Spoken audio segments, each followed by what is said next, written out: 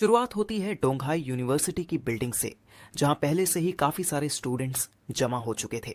यहां हमारा main character लिन मू अपने टेस्ट पेपर को देखकर गहरी सोच में पड़ा हुआ था और शिकायत कर रहा था कि ये पेपर बहुत ज्यादा डिफिकल्ट है। ठीक उसी वक्त क्लासरूम में लड़कियों का एक ग्रुप एंट्री लेता है और सबका ध्यान अपनी तरफ खींच लेता है। स्टूडेंट्स तुरंत उनमें से एक लड़की को पहचान लेते हैं और बातें करने लगते हैं कि वो कितनी क्यूट है, जिसकी वजह से सबको लगता है कि भले ही वो एक फ्रेशमैन है लेकिन वो इस कैंपस की क्वीन है। उस लड़की का नाम था डशिया, जिसे खुद को मिल रही इस अटेंशन से कोई खास खुशी नहीं हो रही थी। किसी को समझ नहीं आ रहा था कि वो इस क्लास में क्यों है, क्योंकि यहाँ तो सिर्फ सोफोमोर्स यानी सेकेंड ईयर के स्टूडेंट्स थे। बाद में पता चलता है कि उसकी सगाई यहीं के एक लड़के से हुई है, जिसे उसके दोस्त काफ़ी बोरिंग मानते हैं। आखिर में वो लड़की खुद कहती है कि उस कचरे से शादी करने से बेहतर तो वो जिंदगी भर अकेली रहना पसंद करेगी। वो सब चलते हुए हमारे मेन कैरेक्टर की डेस्क के पास आकर रुक जाते हैं, जिसने अपनी गर्लफ्रेंड की मौजूदगी पर कोई रिएक्शन नहीं दिया। तभी उनमें से एक लड़की आगे बढ़ती है और वहां जाने लगती है जहां वो लड़का बैठा था। उसका ध्यान खींचने के लिए वो लड़की पूरी ताकत से उसकी डेस्क पर हाथ पटकती है। वो चाहती थी कि वो अपने दोस्तों के साथ उसी सीट पर बैठे, लेकिन लिनमू जवाब देता है कि पीछे बहुत सारी खाली डेस्क पड़ी है जहां वो लोग बैठ सकते हैं। लेकिन उस लड़की को इससे कोई फर्क नहीं पड़ता, क्योंकि उसका तो रूल ही यही था कि उसे बस यहीं बैठना है। वो लड़की तुरंत नोटिस कर लेती है कि हमारा हीरो इतनी सिंपल प्रॉब्लम भी सॉल्व नहीं कर पा रहा है। वो उसे ताना मारती है कि जब उसे कुछ आता ही नहीं तो उसने पहली डेस्क लेने की हिम्मत कैसे की, जबकि यह उसके लिए ज़रूरी भी नहीं है। वो लड़का इसका कोई जवाब नहीं दे पाया, क्योंकि बदकिस्मती से वो लड़की बिल्कुल सच बोल रही थी। उसने डशिया की तरफ देखा, जो उसके सामने हो रही इन सब चीज़ों को लेकर पूरी तरह बेपरवाह थी। उसी वक्त उनकी बातचीत में कोई और दखल देता है और हमारे हीरो के कंधे पर हाथ रखता है। यह उसका ही एक क्लासमेट था, जिसे लगा कि इतनी खूबसूरत लड़की की रिक्वेस्ट पूरी करना ज़रूरी है। आखिरकार प्रोटोगोनिस्ट को एहसास हो गया कि वो इस तरह के प्रेशर को नहीं झेल पाएगा, इसलिए वो अपनी जगह बदलने के लिए अपना सामान पैक करने लगा। इसके बाद सारे स्टूडेंट्स ध्यान से देख रहे थे कि कैसे वो हताश लूजर अपनी डेस्क छोड़कर जा रहा है। वो डशिया के पास से गुजरा और उसकी तरफ एक नज़र डाली, जिसके चेहरे पर अभी भी कोई इमोशन नहीं था। फिर भी उस लड़की ने तीखी आवाज में बात की और बड़ी नफरत के साथ प्रोटोगोनिस्ट को कावर्ड कह दिया। उसकी दोस्त को यकीन नहीं हो रहा था कि हमारे हीरो जैसा कोई लड़का डोंगहाई यूनिवर्सिटी में एडमिशन ले सका है, और उसे शक था कि इसकी जरूर कोई जान पहचान होगी। असल में डशिया को इस बात से कोई फर्क नहीं पड़ता था कि वो लड़का कहाँ पढ़ता है, जब तक कि वो उसके साथ अपनी सगाई तोड़ सके। सीन शिफ्ट होता है और अपनी क्लासेस खत्म करने के बाद लिनमू शहर की शाम वाली सड़कों पर अकेला चलता हुआ अपने घर की तरफ बढ़ रहा था। अपनी होने वाली मंगेतर के लिए कोई फीलिंग्स ना होने के बावजूद उस लड़के के लिए इस तरह का एटीट्यूड बर्दाश्त करना मुश्किल था। वो अपने दिमाग से उस पल को निकाल नहीं पा रहा था जब उस लड़की ने बेरुखी से उसे कावड़ कहा था। वैसे तो वो लड़का खुद भी इस सगाई से खुश नहीं था, क्योंकि यह सब उसके पेरेंट्स ने अरेंज किया था। मेन कैरेक्टर ने फैसला किया कि वो इन सब प्रॉब्लम्स से अपना दिमाग खराब नहीं करेगा। वो बस घर जाकर यह देखना चाहता था कि उसके ग्रैंडफादर कैसे हैं। टैक्सी में बैठे हुए उसने उम्मीद की कि वो बूढ़े इंसान अब पहले से बेहतर होंगे। ज्यादा वक्त नहीं लगा और वो लिन फैमिली के मेंशन पर पहुंच गया, जो देखने में काफी शानदार और बड़ा लग रहा था। लिन मुंह दरवाजे के करीब गया और उसने अपने ग्रैंडफादर को आवाज देकर बताया कि वो घर आ चुका है। वो लड़का अंदर जाने ही वाला था, लेकिन अचानक रुक गया, क्योंकि उसे कुछ अजीब आवाजें सुनाई दी। उसने तुरंत उन चिल्लाने की आवाज़ों को पहचान लिया और अंदाज़ा लगा लिया कि उसकी फैमिली फिर से झगड़ा कर रही है। प्रोटैगोनिस्ट ने नोटिस किया कि उसके सारे रिश्तेदार पहले से ही वहां मौजूद थे। वहां का माहौल भारी हो गया था, हर कोई जैसे जम गया था और वहां एक घुटन भरी खामोशी थी जो अनकही शिकायतों से भरी हुई थी।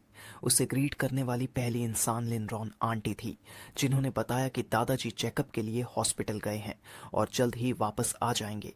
लिनमू को इस बात से कोई हैरानी नहीं हुई, इसलिए उसने शांति से जवाब दिया कि वो अपने रूम में जा रहा है। वो चुपचाप उन आदमियों के पास से गुजरा जो सोफे पर खामोश बैठे थे।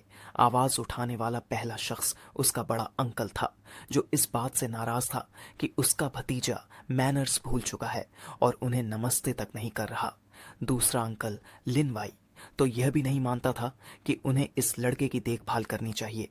उसने कुटिल मुस्कान के साथ धीरे से कहा कि वैसे भी प्रोटैगोनिस्ट के पास जीने के लिए ज्यादा वक्त नहीं बचा है। अगले दिन लंच के टाइम पर लिन मू अपने ग्रैंडफादर से मिला और उसने उन्हें बताया कि वो कुछ दिनों के लिए क्लासेस अटेंड नहीं करेगा ताकि वो उनकी देखभाल कर सके। ग्रैंडपा इस बात से काफी खुश हुए कि उनका पोता उनके साथ ज्यादा टाइम बिता पाएगा, लेकिन वो लड़का अंदर से बहुत दुखी था क्योंकि जब से उसके मॉम और डैड गुजरे थे तब से ग्रैंडपा की तबीयत लगातार खराब चल रही थी। इसीलिए किसी को नहीं पता था कि वो ठीक हो पाएंगे या नहीं। तभी आंटी ने उनकी बातों को बीच में रोका और कहा कि अब उन्हें डिनर के लिए चलना चाहिए। कुछ ही मिनटों में पूरी लिन फैमिली एक ही टेबल के चारों तरफ जमा हो चुकी थी। सबसे पहले बोलने वाले अंकल लिन ईताई थे, जिन्होंने फैसला किया कि वो सारे जरूरी मुद्दों पर वो सच एक साथ बात करेंगे। उन्होंने कहा कि वो लोग जल्द ही एक ऑक्शन ऑर्गेनाइज करने वाले हैं, लेकिन अभी तक उन्हें ऑर्गेनाइजेशन के फैसले लेने की अथॉरिटी नहीं मिली है। साथ ही हाल ही में प्रोसेस में कुछ प्रॉब्लम्स भी आई हैं। उन्हें लगा कि अब सही समय आ गया है कि ऑक्शन डिपार्टमेंट उनकी देखरेख में दे दिया जाए। वहीं दूसरे भाई को लगा कि अगर लिन ईताई को ऑर्गेनाइजेशन से दिक्कत है तो उन्हें ऐसे मामलों में शामिल ही नहीं होना चाहिए और उसने अपनी मदद ऑफर की। इस पॉइंट पर हमारा मेन कैरेक्टर अचानक अपनी सीट से खड़ा हो गया और बोला कि उसका पेट भर गया है, इसलिए वो अपने रूम में जा रहा है। किसी ने नोटिस भी नहीं किया कि वो लड़का टेबल छोड़कर चला गया, क्योंकि ऑक्शन हाउस को लेकर वहां जोरदार बहस छिड़ चुकी थी। लिन मू अपने रूम में गया और उसने गहरी सांस ली, क्योंकि वो उस शोर शराबे को सुन सुनकर थक चुका था। वो बैल्कनी में गया और सोचने लगा कि उसके मॉम और डैड इतनी जल्दी दुनिया छोड़कर क्यों चले गए। वो चाहता था कि काश उसके पेरेंट्स अपनी आंखों से देख पाते कि कैसे उनका फैमिली धीरे धीरे बिखर रहा है। ये सारी बातें मेन कैरेक्टर को चैन नहीं लेने दे रही थीं। उसके लिए यह वक्त बहुत मुश्किल था। इसी बीच एक अंकल ने उसे चेक करने का फैसला किया, क्योंकि उन्हें लगा कि वो परेशान है। उन्होंने अंदाजा लगाया कि हमारा हीरो फिर से अपने पेरेंट्स को याद कर रहा है। लिनमू उस इंसान की मौजूदगी से खुश नहीं था, इसलिए उसने सोचा कि शायद अंकल को उससे कोई काम होगा, लेकिन अंकल को उससे कुछ नहीं चाहिए था। उन्होंने कहा कि वो बस इसलिए आए हैं क्योंकि उसने डिनर ठीक से नहीं खाया, जिससे वो थोड़े वरीड हो गए थे। वो बात करने लगे कि कैसे सिर्फ लिनमू के फादर ही थे जो उनके पिता की स्किल्स को इनहेरिट कर पाए थे, लेकिन बदकिस्मती से उनका भाई एंटिक्विटीज की स्टडी में इतना डूब गया कि उसने फैमिली बिजनेस संभालने की ग्रैंडपा की रिक्वेस्ट इग्नोर कर दी, और जब उसने कमान संभाली भी तो उससे फैमिली को कोई फायदा नहीं हुआ। आखिर में अंकल ने कहा कि लोगों को वो चीज नहीं मिलनी चाहिए जिसे वो संभाल नहीं सकते, वरना सब कुछ बर्बाद हो जाता है। लिनमू अचानक पलटा। उसके माथे पर शिकन थी, क्योंकि वो समझ नहीं पा रहा था कि अंकल यह बातें किसके लिए कह रहे हैं। अंकल ने कुछ एक्सप्लेन नहीं किया और अचानक उसे जोर से पीछे की तरफ धक्का दे दिया। मेन कैरेक्टर बैलेंस नहीं बना पाया और बैल्कनी से नीचे गिर गया। हवा उसके कानों में तेज आवाज कर रही थी और वो डर के साथ देख रहा था कि जमीन तेजी से उसकी तरफ आ रही है। अगले ही पल उसका शरीर जोरदार आवाज के साथ जमीन से टकराया और खून फैल गया। ऊपर खड़ा अंकल ये सब बेरुखी से देख रहा था। उसने इसे एक छोटा सा गिफ्ट कहा और बोला कि उसने उसे उसके पेरेंट्स से मिलने में मदद की है। कुछ ही सेकंड में बाकी फैमिली को भी पता चल गया कि लिनमू बैल्कनी से गिर गया है। सीन शिफ्ट होता है हॉस्पिटल की तरफ। एक नर्स घबराकर अंदर भागती है और डॉक्टर जिहो को ढूंढती है। वो बताती है कि एक पेशेंट आया है जो बैल्कनी से गिरा है और हेड डॉक्टर उन्हें तुरंत बुला रहे हैं। डॉक्टर जो समझ जाती है कि सिचुएशन सीरियस है और तुरंत वहां जाने के लिए निकल पड़ती है। उधर प्रोटैगोनिस्ट इमरजेंसी रूम में था। कई डॉक्टर्स उसके चारों तरफ खड़े थे और उसकी जान बचाने की कोशिश कर रहे थे। उसकी बॉडी देखकर साफ था कि उसे बहुत गंभीर इंजरीज आई है। उसकी जान सच में एक धागे पर टिकी हुई थी। डॉक्टर जो ने आते ही कंडीशन पूछी। एक डॉक्टर ने बताया कि वो चौथी मंजिल से गिरा है और उसे बहुत ज्यादा इंटरनल ब्लीडिंग हो रही है। उन्होंने बताया कि एक्यूपंक्चर की एक टेक्निक शायद मदद कर सकती है, लेकिन वो बहुत रिस्की है। फिर भी पेशेंट को बचाना जरूरी था। डॉक्टर जो ने नीडल्स उठाई और तुरंत ट्रीटमेंट शुरू किया। कुछ ही सेकंड में उसके सिर में कई नीडल्स लग चुकी थीं। यह उसका आखिरी चांस था। नर्स ने रिपोर्ट दी कि पेशेंट की कंडीशन थोड़ी स्टेबल हो गई है। डॉक्टर जो ने बताया कि उन्होंने बॉडी के स्पेशल पॉइंट्स स्टिम्युलेट किए हैं, लेकिन अगर ये ज़्यादा देर चला तो उसका ब्रेन काम करना बंद कर देगा, इसलिए बाकी काम सर्जन्स को करना था। अचानक पेशेंट का हार्ट रेट तेज़ी से बढ़ गया। डॉक्टर्स को लगा कि टेक्निक फेल हो गई है। उन्होंने तुरंत डिफिब्रिलेटर तैयार किया। मशीन से शॉक दिया गया। 200 वॉट्स। उसकी बॉडी जोर से कांप उठी, लेकिन कोई रिस्पॉन्स नहीं मिला। फिर उन्होंने 300 वॉट्स का शॉक दिया और मशीन की सीधी बीप की आवाज़ गूंज उठी, जो बता रही थी कि अब उसके अंदर जिंदगी नहीं बची। ऑपरेशन फेल हो गया था। डॉक्टर जो ने मास्क हटाया और कहा कि गार्डियंस को इन्फॉर्म कर दिया जाए। नर्स उसकी बॉडी से नज़र नहीं हटा पा रही थी। डॉक्टर्स ने बॉडी को कवर कर दिया और रूम से बाहर चले गए, लेकिन उन्हें यह नहीं पता था कि उसी पल कुछ अजीब हो रहा है। लिनमू की बॉडी के ऊपर एक डार्क स्फीयर दिखाई दिया और फिर एक चमकती हुई लाइट अंदर आई। वो उसके चारों तरफ घूमी और उसकी छाती में समा गई। उसकी सोल बॉडी से बाहर निकल चुकी थी, लेकिन वो मिस्टीरियस पावर उसे जाने नहीं देना चाहती थी। उसने उसकी सोल को पकड़ लिया और वापस बॉडी में खींच लिया। उसकी बॉडी धीरे धीरे हवा में उठने लगी और वो टेबल के ऊपर फ्लोट करने लगा। एक अजीब पावर उसके अंदर मर्ज होने लगी। उसकी उंगली में एक मिस्टीरियस रिंग भी दिखाई दी। कुछ सेकंड बाद सब शांत हो गया और वो फिर से नीचे आ गया, लेकिन उसे कुछ भी याद नहीं था। सीन शिफ्ट होता है और अगली सुबह डॉक्टर जो अपने वर्क प्लेस पर वापस आती है और एक ऑफिस के दरवाजे पर खड़ी हो जाती है। उसकी पलकें भारी थीं और चेहरा साफ बता रहा था कि वो पूरी रात सो नहीं पाई है, क्योंकि पेशेंट की डेथ ने उसे अंदर तक परेशान कर दिया था। तभी अचानक हवा में एक चीख गूंजती है। डॉक्टर जो चौंक जाती है और तुरंत उस आवाज की तरफ भागती है। कुछ ही देर में वो एक वार्ड में पहुंचती है जहां नर्सेज डरी हुई खड़ी थीं। डॉक्टर पूछती है कि यहाँ क्या हुआ है, लेकिन वो कुछ ठीक से एक्सप्लेन नहीं कर पाती और बस इतना कहती हैं कि उन्होंने कुछ बहुत ही खौफनाक देखा है। डॉक्टर तुरंत चारों तरफ देखती है और फिर मेन कैरेक्टर की बॉडी के पास जाती है, जो अभी भी बेहोश पड़ा था। लेकिन असली शॉक तब लगता है जब पता चलता है कि रात भर में उस बॉडी में बदलाव आ गया है। डॉक्टर जो डिसाइड करती है कि वो डिटेल में चेक करेगी, क्योंकि यह सब बहुत अजीब था। तभी उसे महसूस होता है कि बॉडी अभी भी गर्म है। जो और भी शॉकिंग था, वो तुरंत अपनी उंगली से उसकी सांस चेक करती है और उसी पल लिनमू अपनी लंबी नींद से जाग जाता है। डॉक्टर जो पूरी तरह शॉक में थी, उसे समझ नहीं आ रहा था कि रिएक्ट कैसे करे। उधर नर्सेस डर के मारे कांप रही थीं। उन्हें लग रहा था कि कोई जिंदा लाश वापस आ गई है। डॉक्टर ने सबको शांत रहने को कहा और बोला कि शायद यह क्लिनिकल डेथ एक्सपीरियंस हो सकता है। प्रोटागोनिस्ट अब ऑपरेटिंग टेबल पर बैठ चुका था और चारों तरफ देख रहा था। उसे समझ ही नहीं आ रहा था कि यह जगह कौन सी है और ये लोग कौन हैं। उसकी नजरें दीवारों पर घूम रही थीं और दिमाग यादों को जोड़ने की कोशिश कर रहा था, लेकिन उसे कुछ भी याद नहीं आया। आखिरकार उसे एहसास हुआ कि उसे यह तक याद नहीं कि वो खुद कौन है। उसे आईसीयू रूम 303 में शिफ्ट कर दिया गया। डॉक्टर जो इस केस से इतनी शॉक थी कि वो उसके पास से हट ही नहीं रही थी। उसे शक हुआ कि शायद ट्रीटमेंट के दौरान मेमोरी वाला पॉइंट डैमेज हो गया है और इसी वजह से उसे एमनीजिया हो गया है। उसने लिनमू को कहा कि वो टेंशन न ले, धीरे धीरे उसकी मेमोरी वापस आ जाएगी।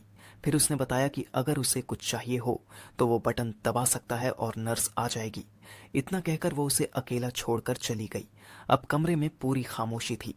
लिनमू धीरे धीरे उठा और सोचने लगा कि उसे इस जगह पर कोई स्पिरिचुअल ची महसूस नहीं हो रही और उसका शरीर भी बहुत कमजोर है।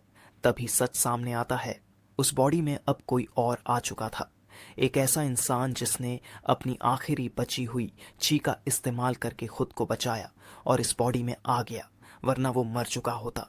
वो कोई आम इंसान नहीं था, वो एक पावरफुल कल्टीवेटर था जिसे यकीन नहीं हो रहा था कि उसका अंत इस तरह होगा।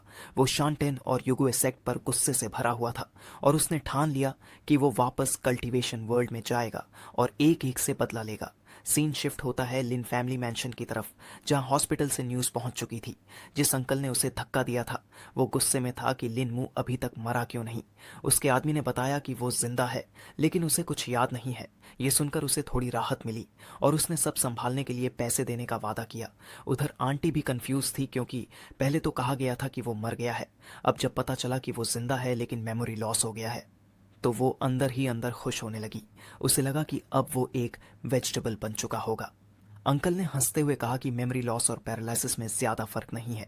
आंटी ने सोचा कि अब उन्हें अपने प्लान्स बदलने होंगे। अंकल ने उसे कहा कि वो जाकर खुद चेक करे, लेकिन सावधानी से, ताकि सच पता चल सके। उधर हॉस्पिटल में लिन मू अपने रूम में बैठा था। उसे अंदाजा भी नहीं था कि उसके खिलाफ क्या क्या साजिशें चल रही हैं।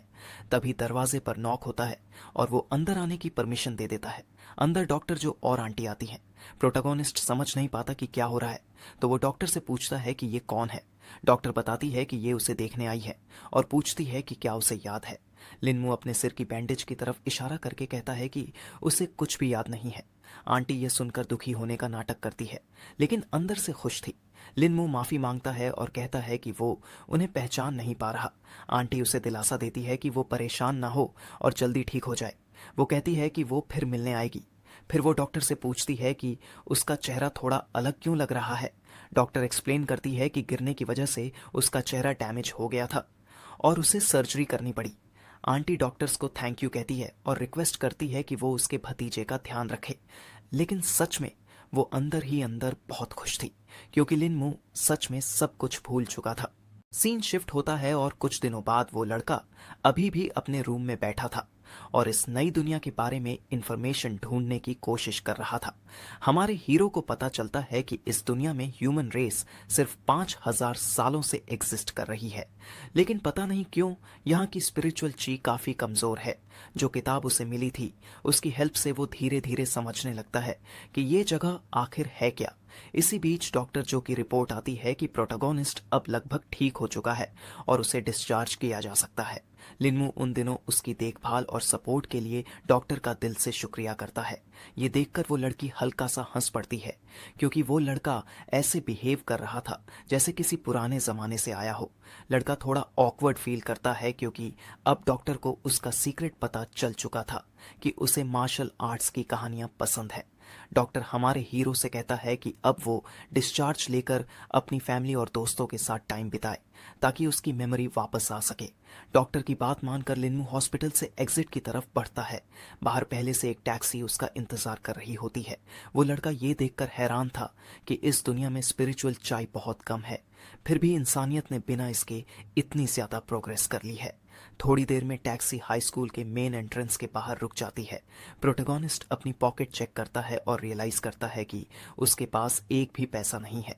टैक्सी ड्राइवर उसे बताता है कि उसे $50 पे करने हैं, लेकिन लिनमू के पास देने के लिए कुछ नहीं होता। वो एक्सप्लेन करता है कि वो अभी हॉस्पिटल से आया है, इसलिए उसके पास पैसे नहीं हैं। ये सुनकर ड्राइवर शॉक हो जाता है, क्योंकि उसे टुनहाई यूनिवर्सिटी के स्टूडेंट्स से ऐसी उम्मीद नहीं थी, जहां अमीर और टैलेंटेड स्टूडेंट्स पढ़ते हैं। फिर ड्राइवर सजेस्ट करता है कि वो अपने किसी दोस्त को कॉल करे जो पैसे दे सके, लेकिन लड़का अंदर से घबरा जाता है, क्योंकि उसे ये भी नहीं पता कि उसका कोई दोस्त है भी या नहीं। उसे समझ नहीं आता कि क्या करे, क्योंकि वो इस यूनिवर्सिटी में किसी को नहीं जानता। तभी अचानक एक लड़की कार की विंडो पर दिखाई देती है। वो लिनमू को पहचान लेती है और कहती है कि काफी समय से वो दोनों मिले नहीं हैं। लिनमू को तुरंत लगता है कि ये सिचुएशन से निकलने का परफेक्ट चांस है। वो उसे पूरी बात समझाता है और टैक्सी का किराया देने के लिए कहता है। लड़की बिना हिचक हेल्प करने के लिए तैयार हो जाती है और उसे लगता है कि शायद उसका दोस्त हॉस्पिटल में प्लास्टिक सर्जरी करवाने गया था। प्रोटोगोनिस्ट उससे रिक्वेस्ट करता है कि पहले पेमेंट कर दे, ताकि वो कार से बाहर आ सके और फिर आराम से सब एक्सप्लेन करेगा। दोनों साथ में कैंपस में वॉक करने लगते हैं। लिनमू उसे बताता है कि वो हॉस्पिटल कैसे पहुंचा। वो मेंशन करता है कि वो अपने ही घर की बैल्कनी से गिर गया था, जो सुनने में काफी अजीब लगता है। जब वो लड़की सुनती है कि उसे कुछ भी याद नहीं है, तो वो तुरंत समझ जाती है कि वो न सिर्फ बाकी चीजें बल्कि उसे भी भूल चुका है। ये सुनकर प्रोटोगोनिस्ट को बहुत शर्मिंदगी होती है और वो अपनी पुरानी दोस्त से माफी मांगता है। लड़की पूछती है कि क्या डॉक्टर्स ने मेमोरी वापस लाने का कोई तरीका बताया है। लड़का कहता है कि उसने ऐसा कुछ नहीं सुना, लेकिन उसे उम्मीद है कि उसकी मेमोरी वापस आ जाएगी। लड़की थोड़ा उदास होकर कहती है कि कभी कभी याददाश्त खोना भी बुरा नहीं होता, क्योंकि वो खुद भी सब कुछ भूल जाना चाहती है। तभी उनकी मुलाकात डशिया से होती है, जो अपनी फ्रेंड्स के साथ होती है। वो लड़की प्रोटोगोनिस्ट को देखकर घिन वाली नजरों से देखती है, लेकिन जब उसकी नजर उसके चेहरे पर पड़ती है तो वो तुरंत चेंज नोटिस कर लेती है। डशिया सोचती है कि उसने प्लास्टिक सर्जरी करवाई है। लड़का थोड़ा शर्मिंदा हो जाता है और सिचुएशन समझाने की कोशिश करता है। उसकी दोस्त बीच में बोलकर कंफर्म करती है कि शायद उसकी सर्जरी हुई है और वो अब क्यूट लग रहा है। डशिया बस हंसती है और मजाक उड़ाते हुए कहती है कि वो सर्जरी के बाद भी किसी बेकार इंसान से शादी नहीं करेगी। ये सुनकर लड़का समझ जाता है कि इस बॉडी का प्रीवियस ओनर शायद इस लड़की से एंगेज था। प्रोटोगोनिस्ट तुरंत एंगेजमेंट तोड़ने की बात करता है, क्योंकि उसे कोई फर्क नहीं पड़ता। डशिया और उसकी दोस्त ये सुनकर शॉक हो जाती है।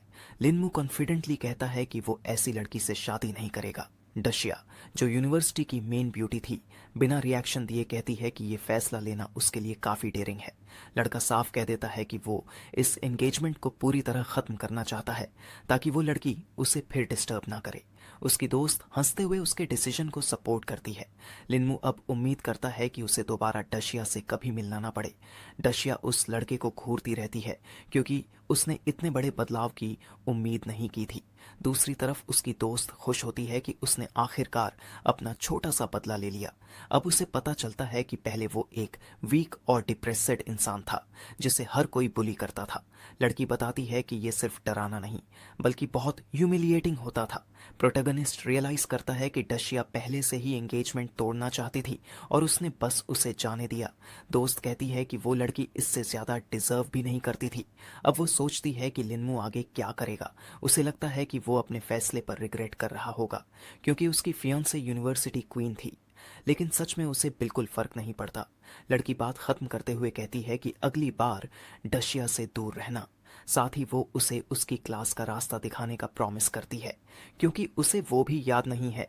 सीन शिफ्ट होता है और रास्ते में अचानक किसी ने हमारे हीरो की तरफ एक तेज धार वाला डार्ट फेंका, जो जाकर उस लड़की की आंख के बिल्कुल पास रुक जाता है।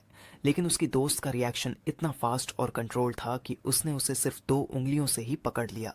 ये चेन हाउ था, जिसे वो लड़की कई बार क्लास में डार्ट्स ना खेलने के लिए वार्न कर चुकी थी, ताकि किसी को चोट ना लगे। वो लड़का सच में डर गया था, क्योंकि उसने तांगबे को गुस्सा दिला दिया था, जो क्लास की हेड भी थी। उसने तुरंत प्रॉमिस किया कि वो ऐसा दोबारा नहीं करेगा। तांगबे ने कामली कहा कि उसकी स्किल्स इतनी भी खास नहीं है कि वो पब्लिक में शो ऑफ कर सके। फिर उसने उसी डार्ट का इस्तेमाल करते हुए डिमॉन्स्ट्रेट किया कि सही तरीके से कैसे फेंकते हैं। उसने इतनी परफेक्ट एक्यूरेसी से टारगेट हिट किया कि मिस होने का कोई चांस ही नहीं था। प्रोटोगोनिस्ट ये देखकर शॉक हो जाता है और नोट करता है कि ये स्किल फाउंडेशन डायमेंशन लेवल जैसी है। इसके बाद हेड टीचर अपने क्लासमेट लिनमू को बाकी स्टूडेंट्स से फिर से इंट्रोड्यूस करवाती है। वो सभी को याद दिलाती है कि ये लड़का इंजर्ड हो गया था और उसकी मेमोरी चली गई है, इसलिए सब लोग उसकी मदद करें। सारे स्टूडेंट्स जोरदार तालियों के साथ उसका स्वागत करते हैं ताकि उसे सपोर्ट मिल सके।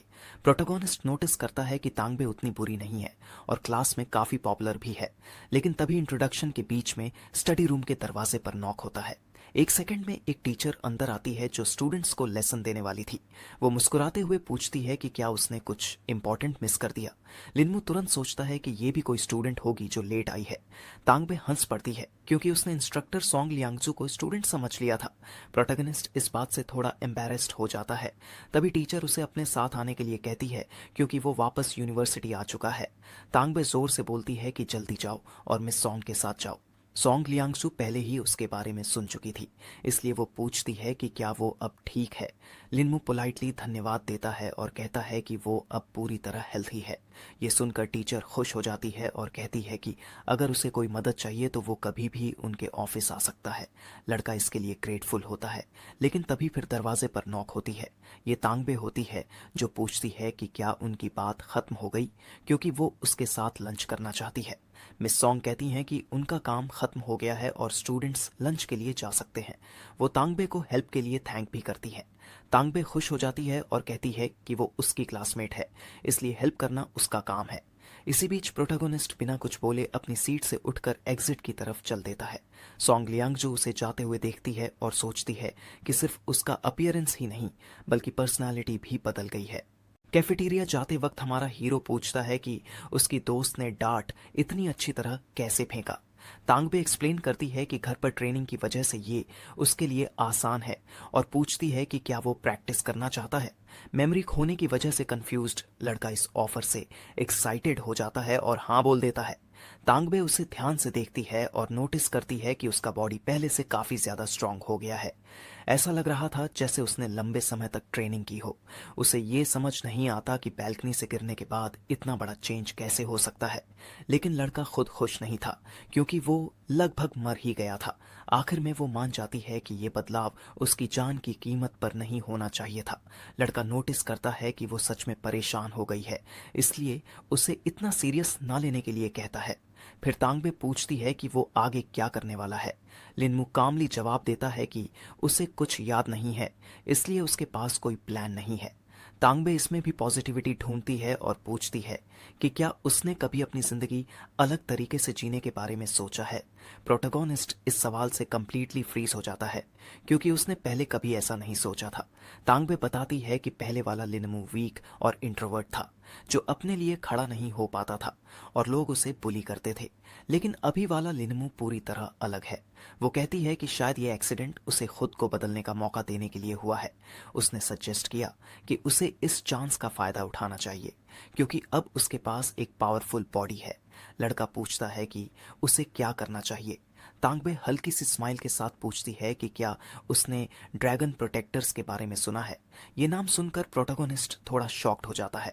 तांगबे कहती है कि पहले उसे मार्शल आर्ट्स वर्ल्ड के बारे में समझना होगा। वो पूछती है कि क्या वो मानता है कि कुछ लोग सिर्फ पत्तों से किसी की जान ले सकते हैं। लड़का तुरंत समझ जाता है कि ये स्पिरिचुअल ची का इस्तेमाल होगा और वो हाँ कह देता है। तांगबे वॉर्न करती है कि ऐसे लोग रेयर होते हैं। वो बताती है कि लेजेंड्स के अनुसार कुछ मास्टर्स चैंटियन डिमेंशन तक पहुंच चुके हैं और उसके ग्रैंडफादर भी कभी उसके करीब थे, लेकिन वो अपने इनर डीमन से हार गए और अपनी कल्टीवेशन खो बैठे। फिर भी वो जिंदा है, जो सबसे अच्छी बात है।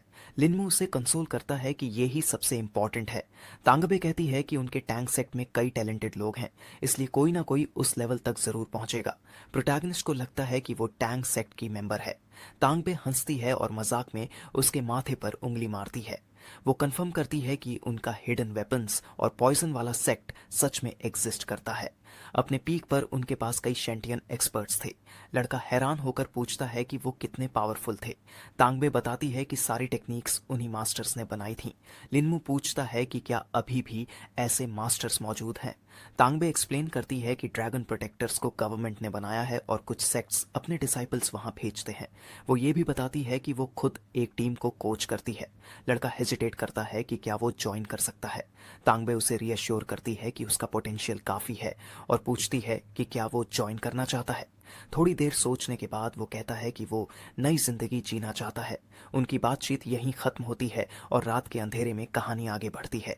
सीन शिफ्ट होता है और प्रोटोगोनिस्ट अब तांग लोंग कॉरपोरेशन की बड़ी सी बिल्डिंग के बाहर खड़ा था। वो ये देखकर हैरान था कि ऑर्गेनाइजेशन का बेस शहर के बिल्कुल बीच में बना हुआ है। तांगबे को इसमें कुछ भी अजीब नहीं लगा क्योंकि उसके हिसाब से किसी गवर्नमेंट एजेंसी के लिए ये परफेक्ट लोकेशन है ताकि इमरजेंसी में तुरंत रिस्पॉन्स किया जा सके। लड़का समझ जाता है कि उसने बेवकूफ़ी वाली बात कह दी थी और मान लेता है कि उसकी दोस्त सही है। जल्द ही दोनों बिल्डिंग के अंदर होते हैं और एलिवेटर की तरफ बढ़ते हैं। हमारा हीरो उस जगह का विशाल स्केल देखकर समझ जाता है कि यही असली बेस है। तांगबे अपनी आइडेंटिटी कंफर्म करने के लिए अपना कार्ड निकालती है और एलिवेटर पैनल पर स्वाइप करती है क्योंकि ये सिर्फ स्पेशल एक्सेस से ही यूज हो सकता है। कुछ ही सेकंड्स में स्क्रीन पर नोटिफिकेशन आता है कि फाइल्स डाउनलोड हो रही हैं। वो जरूरी इंफॉर्मेशन डालते हुए बताती है कि तांग लोंग कॉरपोरेशन सिर्फ एक कवर है, असली चीज तो अभी दिखेगी। लड़का अभी ऐसी टेक्नोलॉजी का आदी नहीं था, इसलिए जब एलिवेटर अचानक तेजी से नीचे जाने लगता है तो वो चौंक जाता है। एक सेकंड बाद बेल बजती है और वो सही फ्लोर पर पहुंच जाते हैं। जैसे ही डोर खुलता है तांगबे अनाउंस करती है कि वो ड्रैगन प्रोटेक्टर्स के बेस पर पहुंच चुके हैं। नीचे एक बहुत बड़ा अंडरग्राउंड एरिया होता है जहां कई लोग काम कर रहे होते हैं। तांगबे बिना टाइम टाइम वेस्ट किए उसे ड्रैगन डिफेंडर्स के एक लीडर के ऑफिस में ले जाती है। वो आदमी उनकी प्रेजेंस महसूस कर लेता है और तुरंत जाग जाता है। वो हैरान होकर पूछता है कि इतनी रात को वो यहाँ क्यों आई है। इसी बीच प्रोटोगोनिस्ट उस बूढ़े आदमी से निकल रही स्पिरिचुअल ची को नोटिस करता है। उसे महसूस होता है कि वो फाउंडेशन डायमेंशन से आगे एनर्जी गैदरिंग डायमेंशन तक पहुंच चुका है, लेकिन अभी भी शेंटियन से दूर है।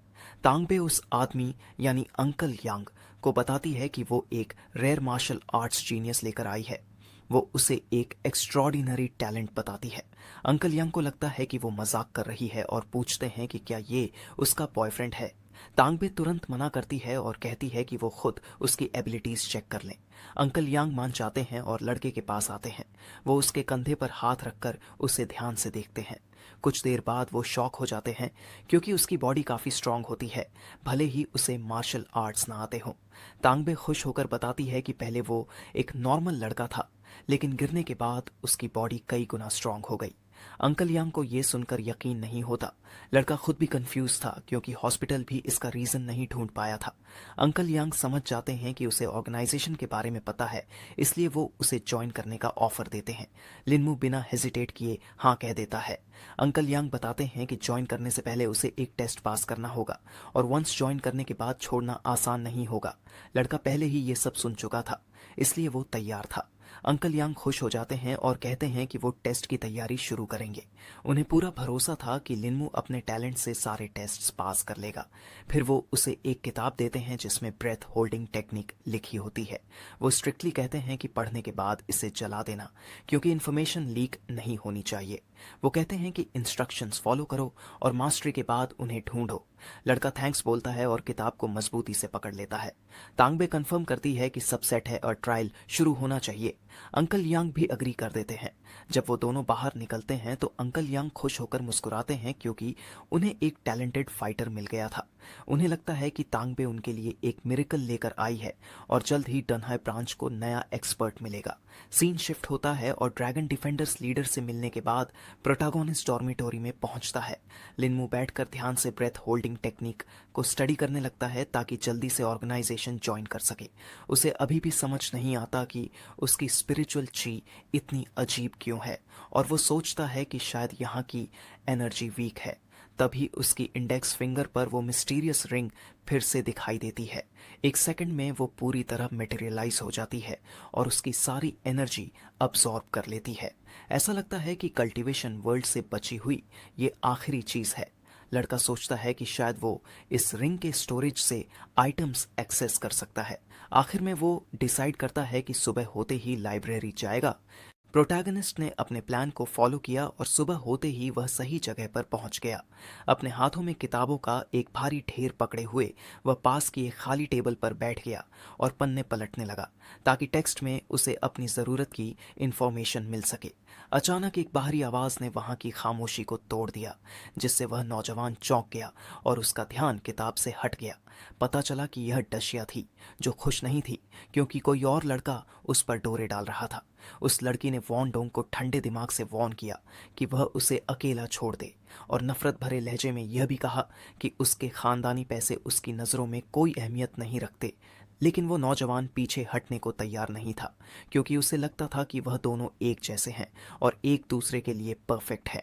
डशिया इस बात से नाराज हो गई कि वह अपने बारे में इतनी ऊंची राय रखता है और उसने साफ शब्दों में कह दिया कि वोंग फैमिली उसे कभी भी अपनी विरासत या पावर नहीं सौंपेगी। इसके बाद उस लड़की ने साफ कर दिया कि उसे कोई इंटरेस्ट नहीं है और वह मुड़कर वॉन्डोंग से दूर जाने लगी। लेकिन वह लड़का इतना इरिटेटिंग था कि वह लगातार उसे परेशान करता रहा और मजाक उड़ाने लगा कि उसकी सगाई लिन फैमिली के किसी लूजर के साथ हुई है। हर किसी ने सुन रखा था कि लिन मू एकदम बेकार इंसान है, इसलिए वॉन्डोंग को लगता था कि वह इतनी खूबसूरत लड़की के लायक नहीं हो सकता। असल में उस लड़की के लिए ऐसे घटिया इंसान के आसपास रहना और अपने इमोशंस को कंट्रोल करना काफ़ी मुश्किल हो रहा था। इसी बीच हमारा मेन कैरेक्टर इन दोनों के बीच क्या चल रहा है इस पर बिल्कुल भी ध्यान नहीं दे रहा था। वॉन्डोंग ने देखा कि उसका कंपेटिटर यहीं मौजूद है तो उसने खुद लिनमू को परेशान करने का फैसला किया। वो लड़का अभी भी ऐसा दिखावा कर रहा था जैसे उसे कुछ दिखाई या सुनाई नहीं दे रहा हो और वह अपनी किताब से ब्रेक लेने को तैयार नहीं था। वो बुली इस बात से काफ़ी खुश था कि हमारे हीरो में मैनर्स नाम की कोई चीज़ नहीं है। उसने उस नौजवान की तरफ एक डिसाइसिव कदम बढ़ाया और उसकी आंखों में घूरते हुए पूछा कि क्या उसे कोई प्रॉब्लम है, क्योंकि वह लगातार उसकी तरफ देखने से भी बच रहा है। हमारे हीरो को यह भी नहीं पता था कि वह इस इंसान को जानता है या नहीं, इसलिए उसने बस पूछा कि वॉन डोंग को क्या चाहिए। फिर वह लड़का लिनमू को धमकाने लगा कि वह जल्दी करे और डू शो के साथ अपनी सगाई तोड़ दे। बदले में उस नौजवान ने शांत लहजे में कहा कि उन्होंने पहले ही सब कुछ कैंसिल कर दिया है, इसलिए अब उसे उस लड़की के मामलों में कोई दिलचस्पी नहीं है। वो बुली हैरानी से पलटा और उसने खुद डशिया से पूछा कि क्या यह सच है। उस ब्यूटी ने सिचुएशन का फ़ायदा उठाने का फैसला किया और धीरे से झूठ बोल दिया कि ऐसा बिल्कुल भी नहीं है। यह सुनकर वह लड़का बर्दाश्त नहीं कर पाया कि प्रोटैगनिस्ट ने उससे झूठ बोला है, इसलिए उसने गुस्से में उसके हाथों से किताब छीन ली। हैरानी की वजह से उस नौजवान के हाथ से टेक्स्ट बुक छूट गई और वह धड़ाम से फर्श पर गिर गई। वॉन डोंग गुस्से से भर गया और बोला कि उस लड़के ने उसे धोखा देने की हिम्मत कैसे की, और उसने कसम खाई कि इसकी कीमत उसे चुकानी पड़ेगी। लेकिन लिनमू को इस तरह की बातों से रत्ती भर भी डर नहीं लगा, इसलिए उसने बस बेपरवाही से हम्स कर दिया। प्रोटैगनिस्ट ऐसे एटीट्यूड को बर्दाश्त करने वाला नहीं था, इसलिए उसने उस लड़के को जोर से पकड़ लिया जो अभी भी उसके पीछे पड़ा हुआ था। उसने एक सीरियस लुक के साथ पूछा कि ऐसे केस में वॉन डोंग क्या करने वाला है। उस बहादुर लड़के ने वक्त बर्बाद नहीं किया और उस बुली को सबक सिखाने का फैसला किया जो अब जवाब देने की हालत में नहीं था। वह बुली, जो असल में एक पथेटिक डरपोक था, अजीब तरीके से फर्श पर गिर पड़ा। प्रोटैगनिस्ट के इस क्रूर सबक के बाद वॉन डोंग ने जबरदस्ती उठने की कोशिश की, लेकिन लिनमू अभी भी संतुष्ट नहीं था, इसलिए उसने बेरहमी से उसे एक जोरदार किक मारी और फिर उसकी छाती पर पैर रख दिया।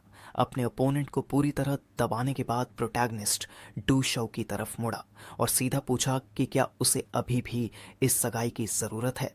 उस लड़की ने फिर से कहा कि यह उसकी मर्जी नहीं है, लेकिन फैमिली के बुजुर्गों की इच्छा के खिलाफ जाना बहुत मुश्किल है।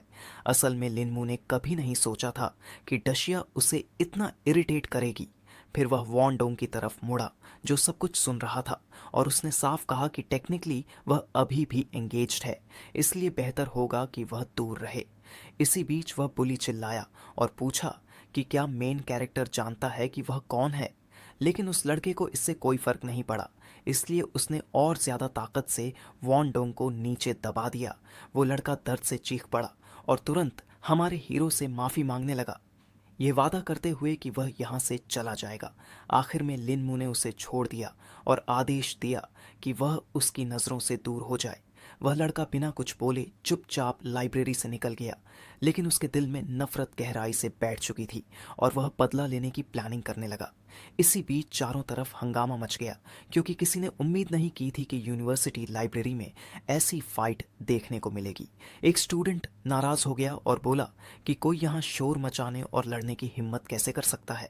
मेन कैरेक्टर ने तुरंत माफ़ी मांगी और झूठ बोल दिया कि कोई स्टूडेंट बस टेबल से टकरा गया था। उसने सिचुएशन संभालने के लिए फर्नीचर को वापस सही जगह पर रखना शुरू कर दिया। डशिया ने यह नोटिस किया कि वह सच में बदल गया है, क्योंकि पहले वह ऐसा कुछ नहीं करता था। लिनमू ने सोचा कि शायद यह अच्छे के लिए है, क्योंकि अब उसके पास प्रॉब्लम्स कम होंगी। उस लड़की ने उसे वॉर्न किया कि वॉन डोंग ऐसा इंसान है जो हमेशा बदला लेने की सोचता है। यह सुनकर प्रोटैगनिस्ट बस हल्का सा मुस्कुराया और उसे थैंक्स कहा। फिर उसकी नज़र उस किताब पर गई जिसे उस बुली ने गिरा दिया था। उसमें एक लाइन लिखी थी, अगर दुश्मन वापस आए तो काम पूरा करना चाहिए। यह पढ़कर उसने सोचा कि वह यह टेक्निक पहले ही सीख चुका है, इसलिए अब लिu शुयोंग को ढूंढना और कुछ नया हासिल करना बेहतर रहेगा। शाम हो चुकी थी और सीन शिफ्ट होता है वोंग फैमिली के घर की तरफ, जहां पहले से ही एक बड़ा हंगामा चल रहा था। उसका पिता इस बात से बिल्कुल खुश नहीं था कि उसका कोई भी सबॉर्डिनेट उसके लिए काम की इन्फॉर्मेशन नहीं ला पाया, जबकि वह अच्छे पैसे दे रहा था और पूरे एक हफ्ते से इंतजार कर रहा था।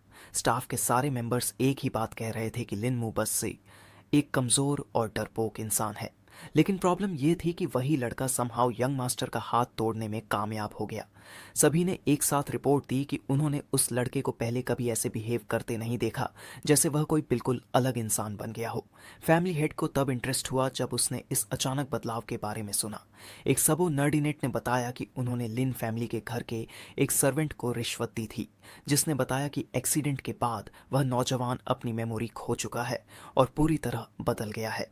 यहाँ तक कि उसने घर आना भी बंद कर दिया है। मिस्टर वोंग ने तुरंत कड़ा फैसला लिया और अपने फाइटर्स को ऑन ऑर्डर दिया कि चाहे कुछ भी हो जाए, उस लड़के को पकड़ कर लाओ। सारे गार्ड्स एक लाइन में खड़े हो गए और सबने एक साथ ऑर्डर एक्सेप्ट किया। वह बूढ़ा आदमी लिन फैमिली की वजह से किसी लूजर लिन मू से डरने वाला नहीं था, क्योंकि उसने पर्सनली उसका नुकसान किया था। अगली सुबह प्रोटैगनिस्ट, जिसे बिल्कुल अंदाजा नहीं था कि उसका शिकार शुरू हो चुका है, हमेशा की तरह यूनिवर्सिटी पहुंच गया। लिनमू को अपने आसपास का माहौल थोड़ा टेंस लगने लगा, जिससे उसे एहसास हुआ कि कुछ तो गड़बड़ है। अचानक उसका रास्ता एक छोटी सी वैन ने रोक लिया, जो काफी सस्पिशियस लग रही थी। अगले ही पल वहां से गुंडों का एक ग्रुप बाहर निकला, जो सीधे हमारे हीरो को ही ढूंढ रहा था। उनके रिंग लीडर ने एक खतरनाक मुस्कान के साथ कहा कि उनके बॉस लिनमू को चाय पर बुलाना चाहते हैं। यह सुनकर वह नौजवान हैरान रह गया, क्योंकि वह उनके बॉस को जानता ही नहीं था। उन गुंडों को यह बात पसंद नहीं आई कि वह उनका वक्त बर्बाद कर रहा है, इसलिए उन्होंने उसे साथ चलने को कहा, वरना पिटाई करने की धमकी दी। आखिर में हमारे हीरो ने उनकी शर्त मान ली, क्योंकि वह फिर से किसी झगड़े में नहीं पड़ना चाहता था। अब उसे समझ आ गया था कि वोंग फैमिली को बदला लेने में काफी मजा आता है। असल में लिन मू बिल्कुल भी डरा हुआ नहीं था, बल्कि उसने सोचा कि यह भी उसके लिए एक मौका हो सकता है। ज्यादा देर नहीं लगी और मिस्टर वोंग को खबर मिल गई कि उनका टारगेट पहुंच चुका है। उस आदमी ने सिगार का कश लेते हुए अपने सबऑर्डिनेट्स को ऑर्डर दिया कि उस लड़के को अंदर लाया जाए। कुछ मिनट बाद दरवाजे पर नॉक हुआ और फिर मेहमानों को अंदर बुलाया गया। जाहिर है वह लिन मू ही था, जिसके साथ कई गार्ड्स मौजूद थे। फैमिली हेड ने तुरंत पूछा कि क्या उसे पता है कि उसने किससे पंगा लिया है, लेकिन उस लड़के ने ऐसा दिखाया जैसे उसे कुछ भी पता नहीं। तब उस आदमी ने हिंट दिया और कहा कि वोंग डोंग उसका बेटा है। लिनमू ने बिना डरे जवाब दिया कि लगता है पिटे हुए बेटे ने अपने बाप से शिकायत की है। यह सुनकर वह आदमी हंस पड़ा, क्योंकि किसी ने आज तक उससे इस तरह बात करने की हिम्मत नहीं की थी। उसने कहा कि वह लिन फैमिली की इज्जत की वजह से उसे मौका देगा, लेकिन पहले उसकी नसें तोड़ देगा। प्रोटैगनिस्ट अपनी जगह से हिला भी नहीं। तभी एक गार्ड ने उसके कंधे पर हाथ रखा और कहा कि सिचुएशन को और खराब मत करो। ये बात लिन मू को बिल्कुल पसंद नहीं आई, इसलिए उसने तुरंत उस गार्ड को कोहनी मार दी। उसने उसका हाथ पकड़कर कहा कि यहाँ बड़े लोग बात कर रहे हैं, बीच में मत पड़ो। उसकी ताकत इतनी ज्यादा थी कि उसने उस गार्ड को उठाकर जोर से फेंक दिया और नीचे की टेबल टूट गई। मिस्टर वोंग तुरंत समझ गया कि इस लड़के के पास स्ट्रॉन्ग टेक्निक्स हैं, लेकिन उसे भरोसा था कि कई फाइटर्स मिलकर उसे हरा देंगे। दूसरी तरफ लिनमू के चेहरे पर अभी भी मुस्कान थी। ये देखकर मिस्टर वोंग गुस्से से भर गया और उसने अपने आदमियों को ऑर्डर दिया, इसे खत्म कर दो। हमारा हीरो खुद ही बोला कि सब एक साथ अटैक करें, क्योंकि उसके पास ज्यादा टाइम नहीं है। वह फाइटिंग स्टांस में आ गया।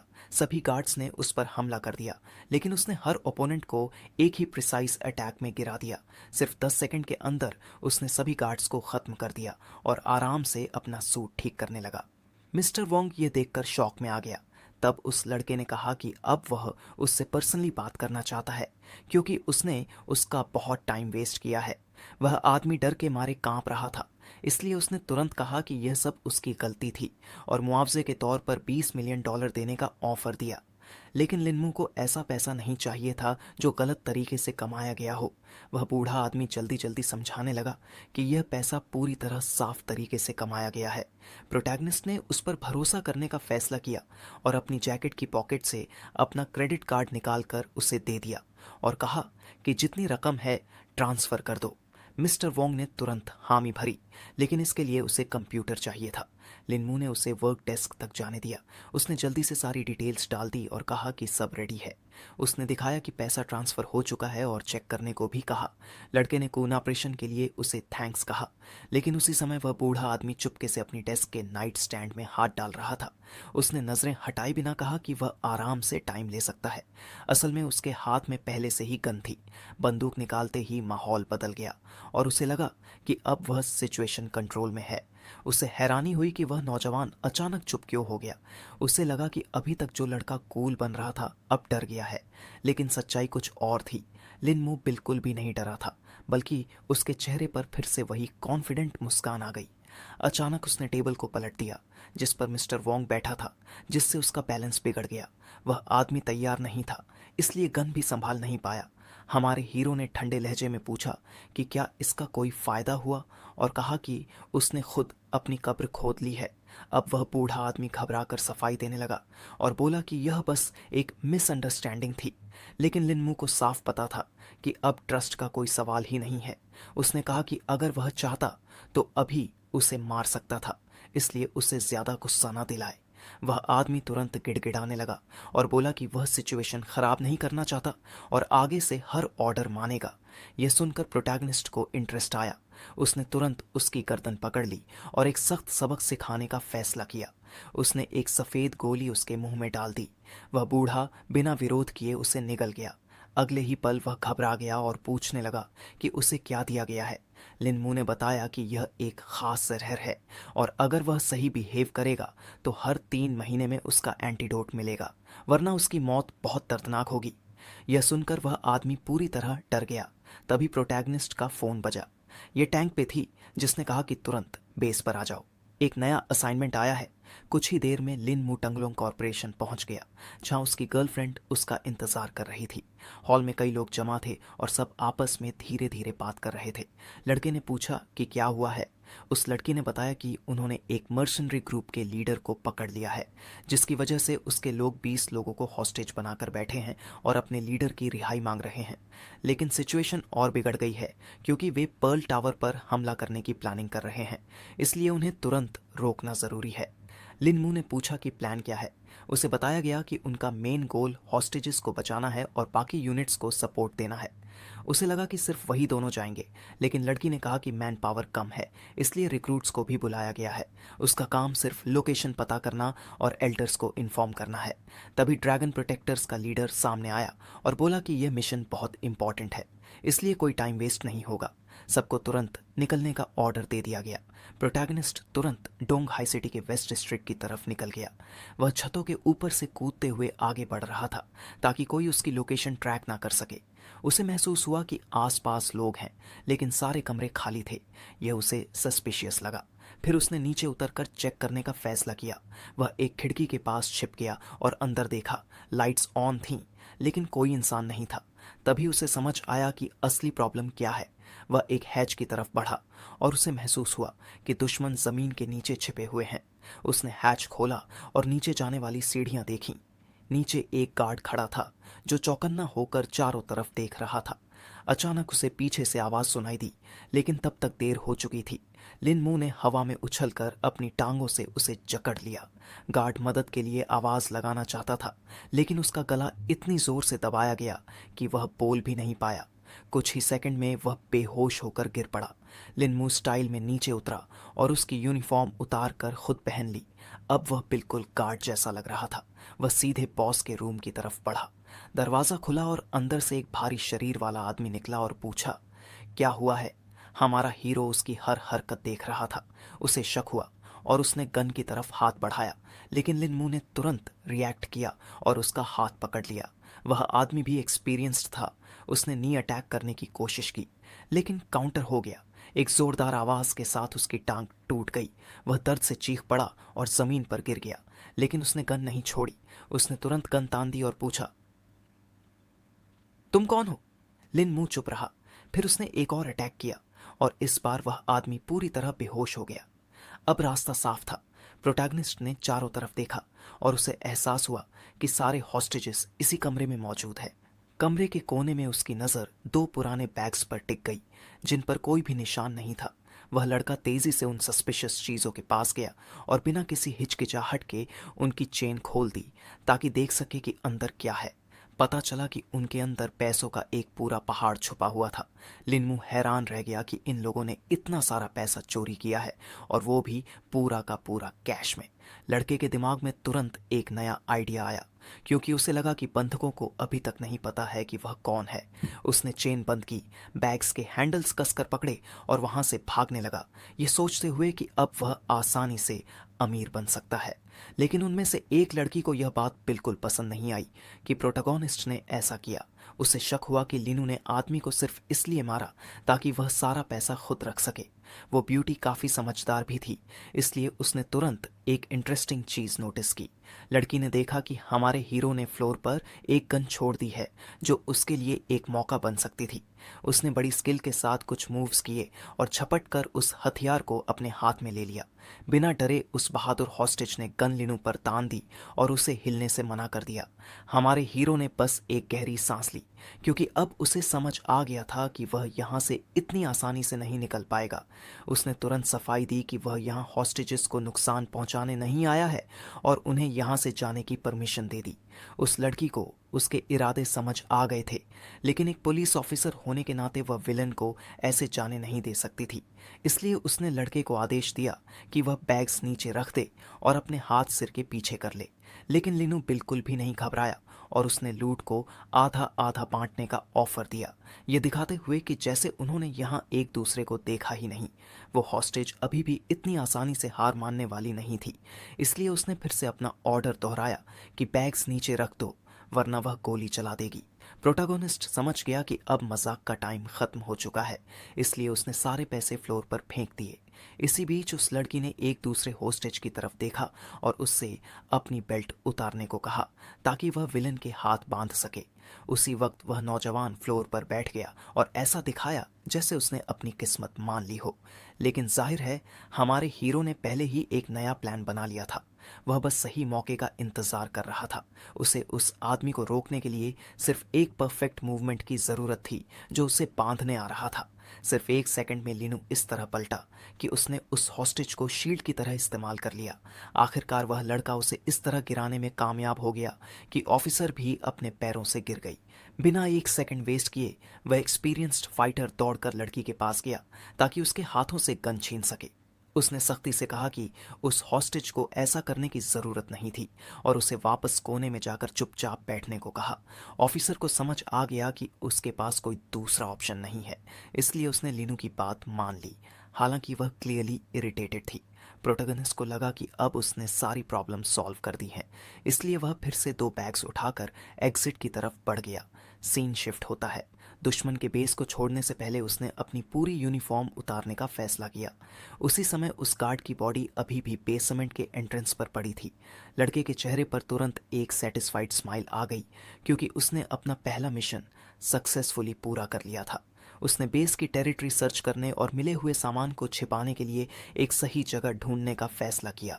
लिनमू ने बैग्स को एक कुएं में फेंक दिया जो एक अच्छा स्टोरेज एरिया बन सकता था। उसका प्लान था कि मिशन खत्म होने के बाद वह पैसे वापस निकाल लेगा। इसके बाद उसने बे को कॉल करके रिपोर्ट दी कि उसे यहाँ कुछ सस्पिशियस मिला है। ज्यादा देर नहीं हुई थी कि ड्रैगन प्रोटेक्टर्स मौके पर पहुंच गए और धीरे धीरे वेपन्स को बैंडेड बेस से बाहर निकाला।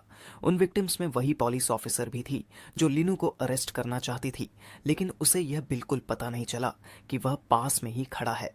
खुद उस लड़के ने अपनी पार्टनर को इन्फॉर्म किया कि वह हेडक्वार्टर्स जाकर रिपोर्ट करेगा कि होस्टेज मिल चुके हैं और अब प्लान के अगले हिस्से पर काम किया जा सकता है।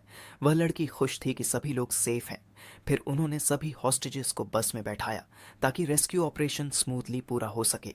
कुछ देर के लिए तांगबे रेस्क्यूड लोगों के साथ जा रहे ट्रांसपोर्ट को देखते हुए हाल ही की घटनाओं के बारे में सोचने लगी, लेकिन उसने कहा कि मिशन अभी खत्म नहीं हुआ है, क्योंकि हॉस्टेजेस ने बताया कि अंदर कुछ सस्पिशियस था।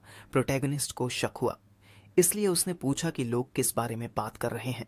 पता चला कि 2 मर्सनरीज आपस में लड़ पड़े थे, लेकिन जब तक ड्रैगन प्रोटेक्टर्स पहुंचे दोनों ऑलरेडी मारे जा चुके थे। सबसे बड़ी प्रॉब्लम यह थी कि बैंडिट्स का पैसा कहीं भी नहीं मिल रहा था। यह साफ था कि जिसने भी उन मर्सनरीज को हराया था वह कोई एक्सपर्ट था, क्योंकि उन्हें रिएक्ट करने का मौका तक नहीं मिला। वह लड़की अपने सुपीरियर्स को रिपोर्ट करने वाली थी कि बैंडिट्स के बीच कोई हाई लेवल मास्टर मौजूद था। लिनमू, जो सच्चाई जानता था बस मुस्कुराया और इस बात से सहमत हो गया कि यहाँ कोई असली एक्सपर्ट आया था। सारी जांच पूरी होने के बाद हमारे हीरोज मिशन के रिजल्ट्स रिपोर्ट करने के लिए अपनी ऑर्गेनाइजेशन के बेस पर लौट गए। उस लड़के ने कहा कि उसे कुछ काम निपटाना है और तांग बे को अलविदा कह दिया। वह जल्दी से ड्रैगन डिफेंडर्स के बेस से बाहर निकला और अपने लिए एक टैक्सी रोकी। प्रोटोगोनिस्ट तुरंत पीछे की सीट पर बैठ गया और ड्राइवर से उसे पिंगचांग डिस्ट्रिक्ट ले जाने को कहा। लोकेशन पर पहुंचने के बाद उसने ड्राइवर को कुछ पैसे दिए और कहा कि वह यहीं वेट करे क्योंकि उसे जल्दी से जाकर अपने कुछ कपड़े लेने हैं। ड्राइवर ने उसकी बात मान ली और इंतजार करते हुए टाइम पास करने के लिए सिगरेट पीने लगा। कुछ मिनटों बाद वह लड़का वापस आया और उसने ट्रंक खोलने के लिए कहा ताकि वह अपना सामान रख सके। ड्राइवर को अभी भी कोई शक नहीं हुआ, इसलिए उसने तुरंत बटन दबाकर ट्रंक खोल दिया। प्रोटैगनिस्ट ने बिना समय गंवाए तेजी से पैसों से भरे दोनों भारी बैग्स अंदर रख दिए। ड्राइवर ने सिगरेट पीते हुए नोटिस किया कि अपने सो कॉल्ड कपड़े लेने के बाद वह लड़का काफी खुश लग रहा है। लिनमू बस हल्का सा हंसा, लेकिन मन ही मन उसने सोचा कि 10 मिलियन यूरो के लिए इससे अलग रिएक्शन और क्या हो सकता है। सीन शिफ्ट होता है। इसी बीच मिस्टर वैंग को उस मिस्टीरियस गोली के बाद अपनी बॉडी चेकअप रिपोर्ट मिल चुकी थी। उनके सब नर्डिनेट ने एक एनवेलप दिया और बताया कि रिपोर्ट के अनुसार उन्हें कोई जहर नहीं दिया गया था। डॉक्टर का कहना था कि वह पूरी तरह हेल्दी हैं और उनकी बॉडी में कोई प्रॉब्लम नहीं है, लेकिन अभी भी एक छोटी सी कमी थी। मिस्टर वैंग अपने सबॉर्डिनेट की बात आगे नहीं सुनना चाहते थे, इसलिए उन्होंने उसे जाने के लिए कह दिया। वह गुस्से में थे क्योंकि उन्हें शक होने लगा था कि लिनमू ने उन्हें बेवकूफ़ बनाया है। तभी अचानक फ़ोन की घंटी बजी और उनके ख्याल टूट गए। उन्होंने तुरंत फ़ोन उठाया और गुस्से में पूछा कि इस वक्त उन्हें डिस्टर्ब करने की हिम्मत किसने की। फ़ोन के दूसरी तरफ वही आदमी था जिसके बारे में वह अभी सोच रहे थे। प्रोटैगनिस्ट पता चला कि उसने पहले ही वांगजियांग्स रेस्टोरेंट में रिजर्वेशन कर लिया था और वह चाहता था कि दोनों मिलकर थोड़ी बातचीत करें। मिस्टर वैंग को इस ऑफर में तुरंत इंटरेस्ट आ गया, इसलिए वह कुछ ही मिनटों में वहां पहुंच गए। वह थोड़े टेंशन में भी थे क्योंकि उन्हें समझ नहीं आ रहा था कि यह लड़का क्या चाहता है। हमारे हीरो ने नोटिस किया कि वह बहुत जल्दी पहुंच गए हैं। मिस्टर वैंग ने कहा कि वह उसे वेट नहीं करवाना चाहते थे। वह काफ़ी एक्साइटेड थे और बोले कि वह उसकी हर इच्छा पूरी करने को तैयार है। लिनमू हल्का सा मुस्कुराया और बोला कि ऐसी कोई बात नहीं है। उसने बात शुरू की और कहा कि वैंग को लिन फैमिली की सिचुएशन के बारे में पहले से पता होना चाहिए। प्रोटैगनिस्ट ने वाइन डाली और कहा कि एक काम है जो सिर्फ वही कर सकते हैं। यह सुनकर वैंग तुरंत सीरियस हो गए और उन्होंने उसे डिटेल में बताने को कहा। लिनमू ने समझाया कि उसके पास काफ़ी कैश है, लेकिन वह उसे सीधे इस्तेमाल नहीं कर सकता। वह जानता था कि वैंग एक बिजनेसमैन है, इसलिए अगर सही तरीके से बात रखी जाए तो वह एक अच्छा पार्टनर बन सकता है। वैंग तुरंत समझ गए कि वह क्या कहना चाहता है। उन्होंने कहा कि भले ही उसके पास ज़्यादा स्किल्स ना हो, लेकिन बिजनेस उसकी ताकत है। फिर उन्होंने पूछा कि उसके पास एग्जैक्ट कितना पैसा है। प्रोटैगनिस्ट ने कॉन्फिडेंटली कहा 20 मिलियन और उम्मीद जताई कि वैंग इस रकम को और बढ़ा सकता है। वैंग के लिए यह कोई बड़ी बात नहीं थी। उन्होंने कहा कि वह आराम से रहे और उन पर भरोसा रखे। लिनमू ने ग्लास उठाया और कहा कि उसे पहले अपने पार्टनर से मिलना होगा। वैंग ने भी ग्लास उठाकर हामी भर दी। मीटिंग के बाद हमारा हीरो सीधे अपने हॉस्टल गया, जो अब उसका मेन ठिकाना बन चुका था। वह लैपटॉप लेकर बैठ गया, जबकि उसके रूममेट्स यूनिवर्सिटी जाने की तैयारी कर रहे थे। उसे एहसास हुआ कि यहाँ बहुत डिस्ट्रैक्शंस है, जिससे कल्टीवेशन करना मुश्किल है। इसलिए उसने सोचा कि किराए पर जगह लेना बेहतर रहेगा। अपार्टमेंट वेबसाइट्स देखते हुए उसे एक अच्छा ऑप्शन मिला। थोड़ी देर बाद वह उस लोकेशन पर पहुंच गया। उसने आसपास देखा, जगह काफ़ी अच्छी लग रही थी। वह दरवाजे के सामने रुका और सोचा कि अगर लैंडलॉर्ड अच्छा निकला तो ठीक रहेगा। उसने बेल दबाई। अंदर से आवाज़ आई कि थोड़ी देर वेट करो। कुछ सेकंड्स बाद एक कम उम्र का लड़का बाहर आया और पूछा कि वह किसे ढूंढ रहा है। प्रोटैगनिस्ट थोड़ा हैरान हुआ, लेकिन उसने बताया कि उसने ऑनलाइन देखा था कि यह घर रेंट पर है। अब उस लड़के को समझ आया कि वह क्यों आया है। लिनमू ने सिर हिलाकर कंफर्म किया और रेंट के बारे में पूछा। लैंडलॉर्ड ने कहा कि बाहर खड़े होकर बात नहीं करेंगे और उसे अंदर आने का ऑफर दिया। प्रोटैगनिस्ट ने हामी भरी और अंदर चला गया। अंदर जाते ही उस लड़के ने बताया कि उसका नाम मुआन है। लिनमू ने भी अपना नाम बताया। मुआन ने कहा कि ऊपर 2 लोग रहते हैं और सिर्फ एक कमरा खाली है। उसने कमरा दिखाया और कहा कि रेंट $2000 पर मंथ है, लेकिन पूरे साल का एडवांस देना होगा। प्रोटैगनिस्ट को यह प्राइस ज्यादा लगा। मुआन ने कहा कि पास में सस्ते रूम्स भी मिल जाएंगे। तभी बाहर से आवाज आई, कोई और आ गया था। बाद में पता चला कि वह यूनिवर्सिटी की टीचर थी। उन्होंने तुरंत लिनमू को पहचान लिया। लिनमू भी चौंक गया। मुआन को समझ आ गया कि दोनों एक दूसरे को जानते हैं। टीचर सोंग लियांगजू मुस्कुराई और बोली कि यह उसका स्टूडेंट है। लिनमू असहज हो गया क्योंकि उसके लिए वहां रहना मुश्किल हो जाता। उसने तुरंत कहा कि प्राइस ज्यादा है और वह दूसरी जगह देखेगा। उसने माफी भी नहीं मांगी और वहां से निकल गया। सोंग लियांगजू को यह अजीब लगा कि इतना अमीर फैमिली से होने के बावजूद वह रेंट अफोर्ड नहीं कर सकता। उसे शक हुआ कि उसकी फैमिली के साथ कुछ हुआ है। आखिरकार प्रोटैगनिस्ट ने अपने लिए एक नया घर ढूंढ ही लिया। भले ही उसे वेस्टर्न स्टाइल ज्यादा पसंद नहीं था, लेकिन उसने ज्यादा सोचने में टाइम वेस्ट नहीं किया और इसे सबसे प्रैक्टिकल ऑप्शन मान लिया। ये जगह काफी बड़ी और शांत थी, जो कल्टीवेशन के लिए एकदम परफेक्ट थी। लिनमू ने चारों तरफ ध्यान से देखा और नोटिस किया कि किचन भी काफी ठीक ठाक है। उसने सोचा कि काफी समय से उसने खुद के लिए खाना नहीं बनाया, तो यह एक अच्छा मौका है। कुछ ही देर में उसने अपने लिए एक टेस्टी डिनर बनाना शुरू कर दिया, जिसकी खुशबू पूरे कमरे में फैल गई। लेकिन उसने महसूस किया कि उसकी स्किल्स अच्छी हैं, पर सामान अच्छा नहीं है। इसलिए उसने सोचा कि नए प्रोडक्ट्स ऑनलाइन ऑर्डर करना बेहतर रहेगा। उसने फ़ोन निकाला और कुकिंग के लिए हर्ब सर्च करने लगा। तभी उसकी नज़र एक ऐसी चीज़ पर पड़ी जिसने उसका ध्यान पूरी तरह खींच लिया। वह था स्पिरिचुअल जिनसेंग। लिनमू को उम्मीद नहीं थी कि उसे इंटरनेट पर ऐसा रेयर आइटम मिल जाएगा। उसे तुरंत समझ आ गया कि यह उसके लिए परफेक्ट है, इसलिए उसने बिना डिले किए उसे खरीद लिया। उसने देखा कि सेलर नंगू में लोकेटेड है। डिस्टेंस मायने नहीं रखती थी, क्योंकि आइटम बहुत रेयर और वैल्यूएबल था। इसलिए उसे सेलर तक पहुंचने के लिए एयरप्लेन लेना पड़ा। अब वह अपनी पहली फ्लाइट के बारे में सोचने लगा और इमेजिन कर रहा था कि एक्सपीरियंस कैसा होगा। रास्ते में उसे अपना टिकट याद आया और उसने जेब में हाथ डालकर चेक किया कि उसकी सीट कौन सी है। उसके पास टिकट का इलेक्ट्रॉनिक वर्जन भी था, जिससे वह फोन पर डिटेल्स देख सकता था। वह खुश था कि पूरी कंपनी उसका सपोर्ट कर रही है, क्योंकि बैंक ने उसके लिए फ्लाइट और बाकी अरेंजमेंट्स कर दिए थे। लुआबुन, जो हॉक ऑफिस से बिलोंग करती थी, पहले से ही प्लेन में बैठी थी। धीरे धीरे बाकी पैसेंजर्स भी अपनी सीट्स लेने लगे और आसपास हल्की बातचीत शुरू हो गई। वह लड़की हैरान थी, क्योंकि प्लेन में एक ऐसा पैसेंजर आया जिसे देखने की उसे उम्मीद नहीं थी। उसे लगा था कि पूरा प्लेन सिर्फ उनकी कंपनी के लिए रिजर्व्ड है, लेकिन ऐसा नहीं था। एक एम्प्लॉय ने बताया कि बोर्डिंग से पहले एयरलाइन को एक और वीआईपी के लिए सीट रखनी पड़ी। लुइसन को अभी भी समझ नहीं आ रहा था कि क्या हो रहा है, लेकिन उसने इस पर ऑब्जेक्शन नहीं किया।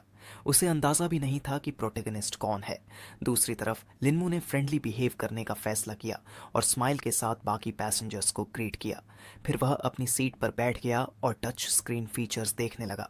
वह लड़की चुप थी, लेकिन लगातार उसे ऑब्जर्व कर रही थी। उसके कोवर्कर ने कहा कि अगर वह अनकंफर्टेबल है तो एयरलाइन से बात कर सकते हैं, लेकिन उसने मना कर दिया और कहा कि सब ठीक है। लो यूनन ने मजाक में कहा कि बाकी वीआईपीएच के मुकाबले यह लड़का काफ़ी इंटरेस्टिंग है। जल्द ही प्लेन अपनी डेस्टिनेशन पर लैंड कर गया। सबसे पहले उतरने वाला इंसान लिनमू था, क्योंकि वह जल्दी से अपना काम ख़त्म करना चाहता था। वह लड़की थोड़ी ऑफेंडेड थी कि वह बिना बात किए चला गया। एम्प्लॉय कुछ कहना चाहता था, लेकिन बॉस ने उसे रोक दिया और कहा कि इसकी ज़रूरत नहीं है। सीन शिफ्ट होता है। इसी दौरान ऑक्शन चल रहा था, जिसमें वही रेयर प्लांट रखा गया था। प्रेजेंटर बता रहा था कि इसे बॉटनिस्ट ने आइडेंटिफाई किया है और प्रोफेशनल्स ने इसकी वैल्यू कंफर्म की है। इसीलिए इसकी स्टार्टिंग प्राइस $1000 रखी गई। ये सुनकर प्रोटैगनिस्ट को हंसी आ गई, क्योंकि उसे असली वैल्यू पता थी। बिडिंग शुरू हुई और जल्दी ही $22,000 तक पहुंच गई। लिनमू ने टाइम वेस्ट नहीं किया और सीधे $44,000 की बिड लगा दी। प्रेजेंटर एक्साइटेड हो गया और पूछा कि कोई और बिड है या नहीं। फिर उसने काउंटडाउन शुरू किया, 1, 2, 3, और हैमर मारते हुए अनाउंस किया कि आइटम बिक चुका है। उसने खुशी से बताया कि यह प्लांट उस यंग जेंटलमैन यानी हमारे प्रोटोगोनिस्ट को बेच दिया गया है। लिनमू अपनी सक्सेस से सेटिस्फाइड था। उसने तुरंत अपना आइटम लिया और हॉल से बाहर निकल गया। उसे उम्मीद थी कि जब तक वह ऑक्शन से वापस आएगा, तब तक ब्रॉन्ज स्क्वाड्रन अपनी जगह पर पहुंच चुका होगा। सीन शिफ्ट होता है और इसी बीच लुई यूनन एक डिनर पार्टी में गई जहां काफी सारे रईस लोग जमा हुए थे। उसके पास मिस ली की असिस्टेंट थी जिसे उसने अपने पास बुलाया। उस लड़की ने अपने सबॉर्डिनेट को वाइन का गिलास थमाया और उसे थोड़ी देर पकड़ने के लिए कहा। वो एम्प्लॉई हैरान थी क्योंकि बैंक्वेट अभी खत्म नहीं हुआ था और लुई यूनन पहले से ही कहीं जा रही थी। फिर उसने एक्सप्लेन किया कि वह बस बाहर जाकर थोड़ी फ्रेश एयर लेना चाहती है और बाकी का काम मिस ली पर छोड़ रही है। आखिरकार वह लड़की अपनी कार में बैठ गई और खुश होने लगी कि वह फाइनली आज़ाद है। उसी वक्त उसे एहसास हुआ कि यह आज़ादी सिर्फ एक इल्यूजन है और यह 100% नहीं हो सकती। बॉडीगार्ड्स अभी भी लुई यूनन को फॉलो कर रहे थे, लेकिन वह समझती थी कि यह सब बस उसकी सेफ्टी के लिए है। हालांकि 5 स्पेशल फोर्सेस का होना कुछ ज्यादा ही था। तभी अचानक उस लड़की के दिमाग में प्लान आया तो उसके चेहरे पर तुरंत एक शातिर मुस्कान आ गई। उसने मौका देखते ही गार्ड्स को अपनी पूंछ से हटाने का फैसला किया, इसलिए उसने अपनी पूरी ताकत से गैस पेडल दबा दिया। बॉडीगार्ड्स तुरंत समझ गए कि उनकी वार्ड क्या करने वाली है और जितनी जल्दी हो सके उसके पीछे भागे। गाड़ियां तुरंत अपनी जगह से हिली और पूरी स्पीड के साथ उस बेलगाम लुई यूनन के पीछे उड़ चली। बदले में खुद उस लड़की को लगा कि उसका शातिर प्लान शायद काम नहीं कर पाया। थोड़ा आगे ड्राइव करने के बाद उसे लाल ट्रैफिक लाइट पर रुकना पड़ा। आखिर में लुई यूनन ने सड़क के रूल्स को फॉलो न करने का फैसला किया और तेजी से राइट टर्न ले लिया। एक गार्ड पीछा करना जारी रखना चाहता था, लेकिन उसका साथी ड्राइवर लाल बत्ती पार नहीं कर सका था। रियर व्यू मिरर में उस लड़की ने देखा कि उसका प्लान आखिरकार काम कर गया है, इसलिए वह शैतानी हंसी हंसने लगी। वो सोचने लगी कि अब क्या करना है और शुरुआत के लिए वह बॉडीगार्ड्स को बताना चाहती थी कि वह फालतू में चिंता ना करें। वो लड़की इस मौके को लेकर इतनी एक्साइटेड थी कि उसने नोटिस ही नहीं किया कि उसकी कार के ठीक सामने किसी का साया आ गया है। लुई यूनन के पास खतरे पर रिएक्ट करने का वक्त था और उसने ब्रेक पेडल दबा दिया। साथ ही अचानक उसके चेहरे के सामने रोशनी की एक तेज फ्लैश उड़ी, जिससे वह एक पल के लिए अंधी हो गई और सहज रूप से पीछे हट गई। पता चला कि वह एक गोली थी जो उसकी कार की खिड़की को चीरती हुई आई, जिसने शीशे में दरार डाल दी और कार के इंटीरियर में कांच के टुकड़े बिखेर दिए। गोली चलने की आवाज सुनते ही वह लड़की बुरी तरह चौंक गई और उसे लगा कि यह वही लड़का है जो उसकी कार के सामने अचानक कूद गया था। उसके चेहरे से खून नीचे बहने लगा क्योंकि बुलेट उसकी नाजुक स्किन को छूकर निकल गई थी। हालांकि अगर उसने गाड़ी नहीं रोकी होती तो अंजाम इससे कहीं ज्यादा बुरा हो सकता था। लुई यूनन को पूरा यकीन था कि यहाँ मौजूद लोग साफ तौर पर उसके पीछे पड़े हैं, इसलिए उसे कोई सेफ जगह ढूंढनी होगी और तब तक छिपना होगा जब तक उसका बॉडीगार्ड उसे ढूंढ ना ले। वो लड़की तेजी से पतली गली में मुड़ी और उन सुनसान सड़कों पर दौड़ने लगी जहां उसके कदमों की आहट घरों की खाली दीवारों के बीच गूंज रही थी। उसे उम्मीद थी कि जब तक बॉडीगार्ड्स यहां नहीं पहुंचते तब तक यह जगह सुरक्षित रहेगी। ठीक उसी पल उस बेबस ब्यूटी को अपने पीछे किसी और के कदमों की आवाज सुनाई दी, जिससे वह एकदम टेंशन में आ गई। उसने सुना कि वो इंसान काफी इत्मीनान से चल रहा है, तो उसे लगा कि शायद यह कोई आम राहगीर होगा और आखिरकार वो लिनमू ही निकला जो इत्तेफाक से वहां से गुजर रहा था। उस लड़की ने फौरन पहचान लिया कि यह वही लड़का है जो प्लेन में था, क्योंकि इस मिस्टीरियस जेंटलमैन को किसी और के साथ कंफ्यूज नहीं किया जा सकता था। उसने तुरंत उस जाने पहचाने आदमी का हाथ पकड़ लिया और उसे रुकने के लिए कहा, क्योंकि वही उसकी आखिरी उम्मीद था। प्रोटोगोनिस्ट ने हैरानी से पूछा कि मिस को क्या चाहिए, लेकिन वह इतनी हड़बड़ाई हुई थी कि सही से जवाब नहीं दे पाई। बदले में उस लड़के ने मजाक करने का फैसला किया और हिंट दिया कि उसे किसी ईजी बिहेवियर वाली औरत की सर्विसेज की जरूरत नहीं है। लुई यूनन उस नौजवान के मुंह से ऐसे शब्द सुनकर बेहद गुस्से में आ गई जो खुद उसमें दिलचस्पी रखता था। उस लड़की को शर्मिंदगी की एक तेज लहर महसूस हुई। उसे एहसास हुआ कि अभी अभी कितनी बेतुकी मिसअंडरस्टैंडिंग हो गई है। लिनमू वहां से जाने ही वाला था, लेकिन वो उसके पीछे चिल्लाई और लड़के से कहा कि इतनी जल्दबाजी मत करो। उस नौजवान ने सच्ची हैरानी में अपनी भौहें चढ़ा ली। उसकी नजरों में खामोश सवाल और नासमझी साफ दिखाई दे रही थी। लुई यूनन ने शर्मिंदा होकर अपनी नजरें झुका ली और एक्सप्लेन करने की कोशिश की कि कुछ हथियारे उसका शिकार कर रहे हैं, इसलिए उसे मदद की जरूरत है। अब मेन कैरेक्टर पूरी सिचुएशन समझ गया और उस लड़की को पुलिस स्टेशन तक पहुंचाने के लिए राजी हो गया, जहां उसे प्रोटेक्शन मिल सके। ज्यादा देर नहीं हुई थी कि वो लोग पुलिस स्टेशन के करीब पहुंच गए और लड़के ने सुझाव दिया कि उन्हें जल्दी करनी चाहिए। लिन मू ने कहा कि वो लड़की अंदर चली जाए क्योंकि ऐसी हालत में किसी सेफ जगह पर बैठना ही बेहतर है। उसने कोई जवाब नहीं दिया और चुपचाप प्रोटैगनिस्ट के पीछे चलती रही। प्रोटैगनिस्ट को यह बात बिल्कुल पसंद नहीं आई कि वह लड़की लगातार उसका पीछा कर रही है, इसलिए उसने नाराजगी भरी नजरों से उसे घूरा। उसने पूछा कि इस बार क्या प्रॉब्लम है और अंदाजा लगाया कि शायद लुई यूनन को कुछ और चाहिए। असल में उस लड़की को अभी भी यकीन नहीं हो रहा था कि प्लेन वाला वो मिस्टीरियस जेंटलमैन उसे पहचान नहीं पाया। लिनमू को इसमें कोई दिक्कत नजर नहीं आ रही थी क्योंकि उसके दिमाग में ऐसी कोई बात नहीं थी और वह वहां से जाने वाला था क्योंकि वह थोड़ा बिजी था। वो हक्की बक्की ब्यूटी सचमुच शौक थी क्योंकि उस नौजवान ने उसे नहीं पहचाना और उसे शक होने लगा कि वह बस जितनी जल्दी हो सके यहाँ से निकलने की कोशिश कर रहा है। उसे समझ आ गया कि आज का हमला कुछ ज्यादा ही सस्पिशियस था, इसलिए वह पुलिस को इसके बारे में नहीं बता सकती थी, बल्कि उसे लगा कि फैमिली के किसी आदमी को इसे संभालने की जिम्मेदारी सौंपना ज्यादा ठीक रहेगा। इसके अलावा वो लड़की समझ गई थी कि हमारा हीरो उससे जल्दी से जल्दी पीछा क्यों छुड़ाना चाहता है, क्योंकि जाहिर तौर पर उसने उसे पहचाना ही नहीं है। कुछ भी हो, लुई यूनन इतनी आसानी से पीछे हटने वाली नहीं थी, इसलिए उसने भूख लगने का नाटक किया और जोर देकर कहा कि उसके पास पैसे नहीं है, ये हिंट देते हुए कि वह लड़का उसकी मदद कर सकता है। प्रोटैगनिस्ट ने उम्मीद नहीं की थी कि वह लड़की इतनी जल्दी उसका पीछा नहीं छोड़ेगी, इसलिए आखिरकार उसने रुकने का फैसला किया। उसने दोबारा उस लड़की से कहा कि वह पुलिस स्टेशन जाए क्योंकि उसे रात के वक्त शहर की सड़कों पर घूमने की इजाजत बिल्कुल नहीं होनी चाहिए। आखिर में लिनमू अपने उस घर की तरफ बढ़ा जो उसने पास में ही किराए पर लिया था। लुई यूनन ने सोचा कि शायद पास में कोई रेस्टोरेंट होगा। उसे अंदाजा नहीं था कि वो कहाँ जा रही है।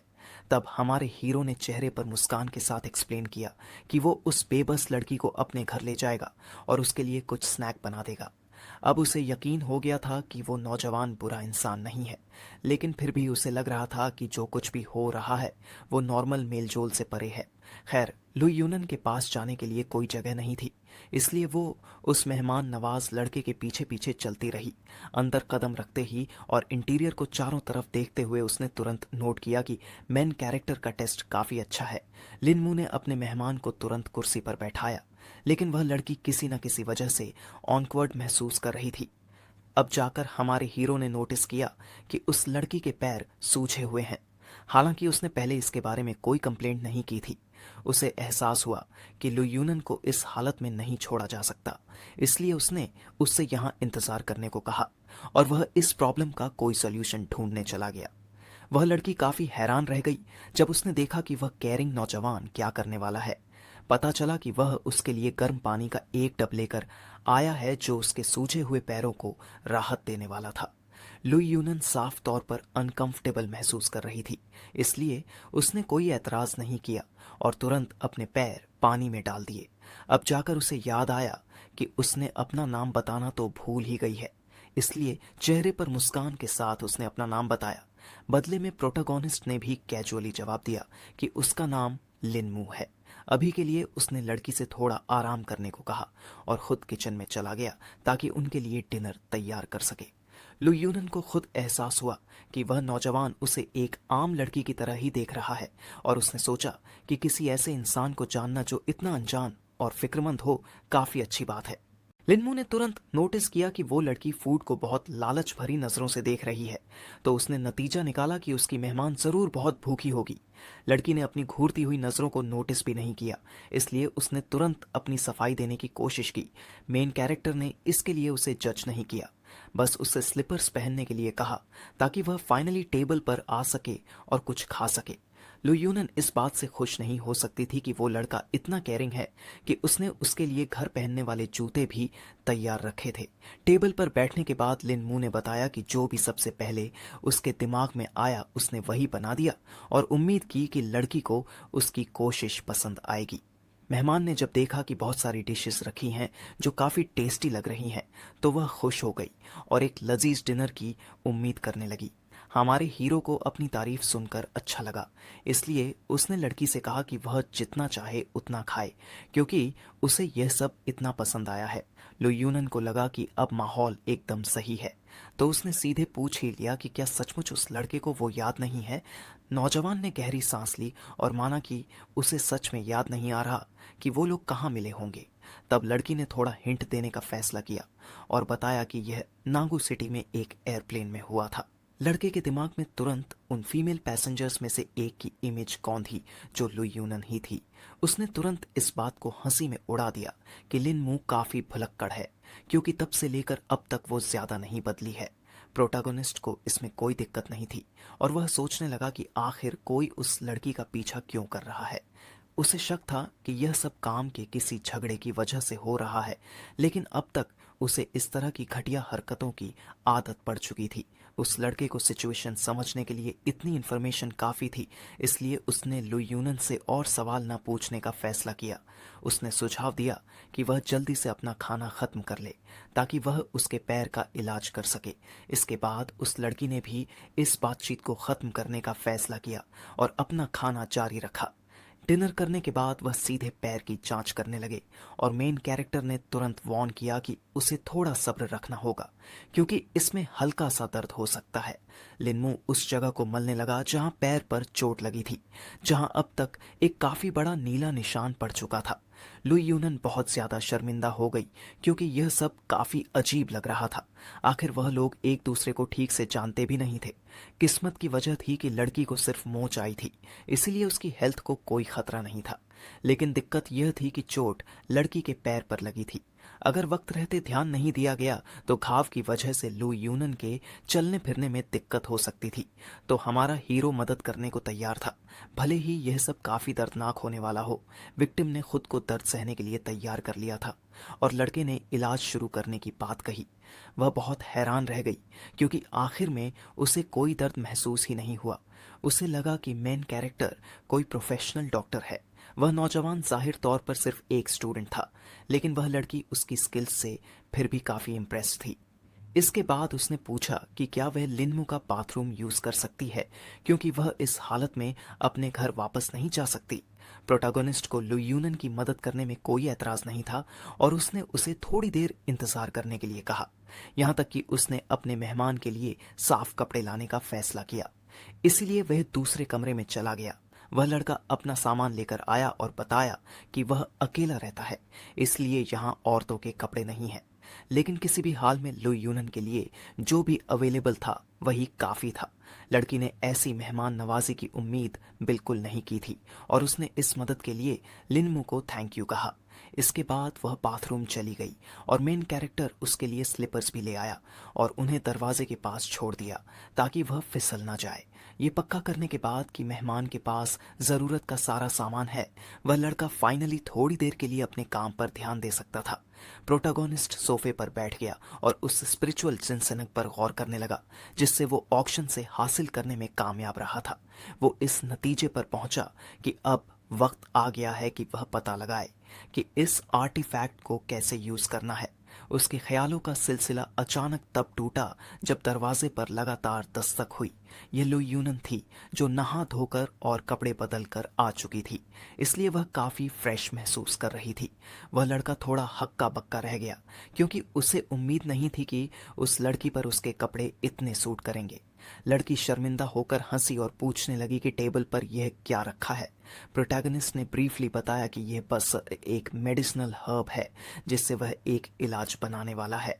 लुई यूनन बहुत हैरान थी, क्योंकि उसे समझ नहीं आ रहा था कि इतने जवान और हेल्थी लड़के को कुछ मेडिसिनल हर्ब्स की क्या जरूरत है। लिनमू ने ऐसा नाटक किया जैसे बचपन से ही उसकी बॉडी कमजोर है, इसलिए वह पूरी जिंदगी अलग अलग दवाइयां इस्तेमाल करता आ रहा है। वो लड़की तुरंत मदद करना चाहती थी, क्योंकि वह कुछ काफी अच्छे डॉक्टर्स को जानती थी और उसने सुझाव दिया कि वह नौजवान उनसे कंसल्ट करे। जाहिर है उसने मना कर दिया और एक्सप्लेन किया कि चाइनीज़ मेडिसिन सिचुएशन को और ख़राब कर देगी और वेस्टर्न डॉक्टर्स तो बिल्कुल भी मदद नहीं कर पाएंगे। लड़के ने नोटिस किया कि काफ़ी देर हो चुकी है, इसलिए उसने लुई यूनन को अपने घर पर रुकने का सुझाव दिया, क्योंकि अकेले घर जाना काफ़ी अनसेफ था। उसने ऐसे ऑफर को ठुकराया नहीं और तुरंत गेस्ट रूम में चली गई। साथ ही प्रोटैगनिस्ट को भी जल्दी सोने की सलाह दी ताकि वह अच्छी नींद ले सके। फाइनली वह नौजवान दरवाजे की तरफ मुड़ा और धीमी शांत आवाज में उसे गुड नाइट कहा। सीन शिफ्ट होता है और अगले दिन हर कोई सुबह जल्दी उठकर अपने अपने काम पर लग गया। प्रोटैगनिस्ट जल्दी से अपने बिस्तर से उठा और घर से निकलने के लिए तैयार हुआ, लेकिन उसने नोटिस किया कि दरवाजे के पास स्लीपर्स के 2 जोड़े पड़े हैं। वो वहां थोड़ा उलझन में खड़ा रह गया। उसे उम्मीद नहीं थी कि लुई यूनन उसे इतना अचानक और वो भी इतनी सुबह छोड़कर चली जाएगी। उसी पल उसे किसी अच्छी खुशबू का एहसास हुआ, तो वह तुरंत अंदर गया देखने की यह क्या है। सामने टेबल पर उसने ताज़ा बनाया हुआ नाश्ता देखा और तुरंत नोट किया कि यह सब कोई सस्ता खाना नहीं है। पास से देखने पर लिनमू ने नोटिस किया कि प्लेट्स में से एक के नीचे एक छोटा सा नोट रखा है। पता चला कि यह लुई यूनन थी जिसने अपना नंबर छोड़ा था और लिखा था कि उसे कुछ काम था जिसकी वजह से उसे इतनी जल्दी जाना पड़ा, लेकिन वह फिर भी मदद के लिए थैंक यू कहना चाहती थी और उसने एक छोटा सा ब्रेकफास्ट बना दिया। प्रोटैगनिस्ट उस लड़की की कोशिशों की तारीफ करने के लिए जल्दी से टेबल पर बैठ गया और जोर से उसे थैंक यू कहा, बावजूद इसके कि वह वहां बिल्कुल अकेला था। उसने एक छोटा टुकड़ा काटा, उसे अपने कांटे में फंसाया और खाना मुंह में रख लिया। असल में लिनमू ने उम्मीद भी नहीं की थी कि यह पूरा नाश्ता इतना टेस्टी निकलेगा। उसे बिल्कुल आइडिया नहीं था कि उसकी नई जान पहचान वाली लड़की की कुकिंग स्किल्स इतनी अच्छी है। अपना सुबह का नाश्ता खत्म करके प्रोटैगनिस्ट ने दवाई बनाना शुरू करने का फैसला किया। लॉकर में से एक कढ़ाई रखी थी जो सिर्फ ऐसी ही चीजों के लिए बनी थी। इंग्रेडिएंट्स अंदर डालने के बाद लिनमू ने बर्तन को चूल्हे पर रख दिया और उसमें मौजूद पानी बहुत जल्दी उबलने लगा। इसके बाद उसने उसमें जिनसन रूट डाल दी, जो कि आखिरी इंग्रेडिएंट था। सीन शिफ्ट होता है मैनहट्टन की तरफ, जहां उन्हें लुई यूनन के साथ हुए हालिया इंसिडेंट के बारे में पहले ही पता चल चुका था। उसके पिता बेहद गुस्से में थे कि बेकार स्टाफ उनकी बेटी को प्रोटेक्ट नहीं कर पाया। बॉडीगार्ड सब कुछ अच्छी तरह समझते थे, इसलिए उन्होंने अपने बॉस से माफी मांगी और जोर दिया कि यह सब उनकी ही गलती थी। पता चला कि सबोर्डिनेट्स पहले ही कातिल और इस सब के पीछे छिपे आदमी को ढूंढ निकालने में कामयाब हो चुके हैं, तो उनमें से एक ने लिफाफे में हाथ डाला ताकि खुद इस पर एक नजर डाल सके। असल में उस आदमी को इसमें ज्यादा दिलचस्पी थी कि लुई यूनन को उसके पीछा करने वालों से बचाने में किसने मदद की। बॉडीगार्ड्स ने उस लड़के के बारे में भी इंफॉर्मेशन तैयार कर ली थी, इसीलिए वह सूटेबल डेटा वाला लिफाफा ढूंढने लगे। उस आदमी को रत्ती भर भी हैरानी नहीं हुई जब उसने पढ़ा कि वो डोंग हाईलिन फैमिली का लिनमू था। उसे जिस बात ने और भी ज्यादा चौंका दिया वो ये थी कि वो नौजवान मर चुका था, लेकिन आखिर में जिंदा वापस आने में कामयाब रहा। गार्ड्स ने एक्सप्लेन किया कि उन्हें यह जानकारी हॉस्पिटल से मिली है, जिनका सुझाव था कि शायद यह ओनर्गन के टेम्परेरी शटडाउन पर बॉडी का रिस्पॉन्स था। लेकिन यह भी पता चला कि पेशेंट के जागने के बाद उसकी हाइट बढ़ गई और उसका अपीयरेंस बदल गया। और भी ज्यादा हैरान करने वाली बात यह थी कि उसकी पर्सनालिटी पूरी तरह अलग हो गई। गार्ड ने जोड़ा कि हॉस्पिटल का मानना है कि यह एक चमत्कार है और मेडिकल हिस्ट्री में पहली बार ऐसा हुआ है। उसने मान लिया कि लड़के के अपीयरेंस और कैरेक्टर में ऐसे बदलाव शायद मेमोरी लॉस की वजह से आए होंगे। वो आदमी मेन कैरेक्टर की पर्सनालिटी के बारे में सोचने लगा, इसलिए उसने अपनी बेटी के साथ हुई मुलाकात के बारे में पूछताछ की। बॉडीगार्ड ने बताया कि वो लोग 5 दिन पहले मिले थे जब वो नानहाई सिटी जाने वाले एक ही प्लेन में थे, और वह उस दिन भी मिले थे जिस दिन लड़की पर हमला हुआ था। तो यह पहले ही कहा जा सकता है कि वह दोस्त है। आखिर में पिता थोड़ा शांत हुए क्योंकि उन्हें एहसास हो गया कि लुई यूनन ठीक है, लेकिन उन्होंने सख्ती से जोड़ा कि अब से वह दोबारा नहीं सुनना चाहते कि उनकी बेटी किसी खतरे में है। अपने बॉस का ऑर्डर सुनकर गार्ड्स मुड़े और एग्जिट की तरफ बढ़ गए। कुछ देर के लिए वह बूढ़ा आदमी हमारे हीरो की इंफॉर्मेशन वाली शीट्स लेकर बैठा रहा और सोचता रहा कि आखिर वह है कौन। सीन शिफ्ट होता है और शाम की परछाइयां लिनमू के घर की दीवारों पर मंडरा रही थी, जहां अब घटनाएं आगे बढ़ रही थी। दवाई बनाने का काम अभी भी चल रहा था और लड़के ने एक बार फिर ढक्कन हटाकर देखा कि प्रोसेस कैसा चल रहा है। उसने फाइनली देखा कि रेसिपी ने काम कर दिया है और सब कुछ तैयार है। हमारे हीरो ने जल्दी से दवाई को दूसरे कंटेनर में डाला जहां वो तुरंत जम गई। इसके बाद लिन मू उस सब्सटेंस से छोटी छोटी बॉल्स बनाने लगा। हालांकि वह ची एनर्जी से भी ऐसा कर सकता था, लेकिन वह इतने आसान कामों के लिए भी काफ़ी नहीं थी। दवाई की इस पूरी मात्रा से उस नौजवान के पास काफ़ी सारी मेडिसिनल पिल्स तैयार हो गई। आखिरकार प्रोटेगनिस्ट ने फैसला किया कि अब वक्त आ गया है कि वह खुद अपनी कोशिशों को आजमा कर देखे। दवाई का एक घूंट लेते ही लड़के को तुरंत अपनी बॉडी में कुछ अजीब बदलाव महसूस हुए। उसे एहसास हुआ कि असर तो यकीनन थोड़ा कमज़ोर है, लेकिन गोलियों की तादाद ने इसकी भरपाई कर दी। लिनमू समझ गया कि इस दुनिया में ची के साथ सब कुछ ठीक नहीं है, लेकिन इतने ज़बरदस्त फाइनेंस के साथ उसे दोबारा टॉप पर पहुंचने से कोई नहीं रोक सकता। सीन शिफ्ट होता है और अगले दिन वो लड़का ऐसे यूनिवर्सिटी पढ़ने गया जैसे कुछ हुआ ही ना हो। तांगबे जो उसके बगल में बैठी थी तुरंत नोटिस किया कि मेन कैरेक्टर पूरे टाइम अपने फ़ोन में लगा हुआ है। इसलिए उसने फौरन पूछा कि आखिर वो कर क्या रहा है। पता चला कि वो नौजवान बस अपने पिछले एग्ज़ाम के ग्रेड्स देख रहा था। रिजल्ट देखकर उस लड़की ने तुरंत नोट किया कि हमारे हीरो के हॉस्पिटल जाने के बाद उसके ग्रेड्स में काफ़ी अच्छा सुधार आया है। तो अब वह खुद भी बैल्कनी से गिरने के खिलाफ नहीं थी। हालांकि यह कोई अच्छा आइडिया नहीं था। एक क्लासमेट ने भी रिमार्क दिया कि इस हादसे के बाद हर कोई बातें कर रहा है कि लिनमू कितना लकी है। दशियाओ बहुत चिढ़ी हुई थी क्योंकि सारी अटेंशन उसके एक्स फियंसे से जुड़ गई थी। इसलिए उसने अपनी सहेलियों से कहा कि वो इस पर किसी भी तरह रिएक्ट ना करे। उस शातिर सहेली ने तुरंत याद दिलाया कि कागजों पर वह लड़का अभी भी उसका मंगेतर है, ये हिंट देते हुए कि वह लोग उस तांगबे से निपट सकते हैं जिसके साथ वो चुपका रहता है। वो लड़की ऐसा दिखावा करती रही जैसे उसे इन कागजों से कोई फर्क नहीं पड़ता और बोली कि वो किसी लिनमू के लिए अपना खून नहीं जलाने वाली। ठीक उसी वक्त एक फैंसी स्पोर्ट्स कार में एक अमीर ब्यूटी यूनिवर्सिटी में आई जो बस हमारे हीरो को ढूंढ रही थी। लुयूनन का इरादा पक्का था, इसलिए वह जल्दी से कार से बाहर निकली और एंट्रेंस की तरफ बढ़ी। क्लासमेट्स ने तुरंत उस लड़के को खबर दी कि कोई अनजान लड़की उसे ढूंढ रही है। प्रोटैगनिस्ट ने अपने सामने उस जान पहचान वाली लड़की को देखकर तुरंत सब कुछ समझ लिया और थोड़ा हैरान होते हुए उसे हेलो कहा। बदले में वह लड़की खुलकर मुस्कुराई और इस बात पर हंसी कि यकीनन उसने उसे ऐसी की जगह पर देखने की उम्मीद नहीं की होगी। ये सच भी था तो उस नौजवान ने उलझन में पूछा कि लुई यूनन को उसकी यूनिवर्सिटी के बारे में कैसे पता चला। लड़की ने एक्सप्लेन किया कि उसे बस किसी का कॉल आया था और उसे अपने सेवियर को खुद ढूंढना भी नहीं पड़ा। वो लड़का शर्मिंदा हो गया और माफ़ी मांगी कि वो आजकल बहुत बिजी है, लेकिन सच तो ये था कि वह बस लुई यूनन के बारे में भूल गया था। उसे तुरंत कुछ शक हुआ क्योंकि जब वो अपनी दोस्त से बात कर रहा था तो प्रोटैगनिस्ट उतना बिजी नहीं लग रहा था। लिनमू घबराया नहीं और उसने एक्सप्लेन किया कि अभी अभी उनकी क्लास खत्म हुई है जिसे वह बस डिस्कस कर रहे थे। लुई यूनन को इससे कोई फर्क नहीं पड़ता था क्योंकि वो यहाँ हमारे हीरो को डिनर पर ले जाने आई थी जिसके पैसे वो खुद देने वाली थी। उस लड़के ने तुरंत मना कर दिया और वजह एक्सप्लेन की कि आज उसके ग्रैंडफादर का 80वां बर्थडे है जिसकी वजह से उसे वक्त पर घर पहुंचना होगा। उस वक्त उस लड़की ने तुरंत अंदाज़ा लगा लिया कि ज़रूर कोई पार्टी होने वाली है और उसने लिनमू को ज्वाइन करने का फैसला किया। मेन कैरेक्टर ने तुरंत समझाया कि यह कोई अच्छा आइडिया नहीं है क्योंकि उसकी फैमिली काफ़ी अजीब है जिसकी वजह से उसे डर है कि लुई यूनन को भी वो लोग पसंद नहीं आएंगे। उसे इसमें कोई दिक्कत नहीं लगी और उसे पूरा भरोसा था कि वह खुद सब कुछ संभाल सकती है।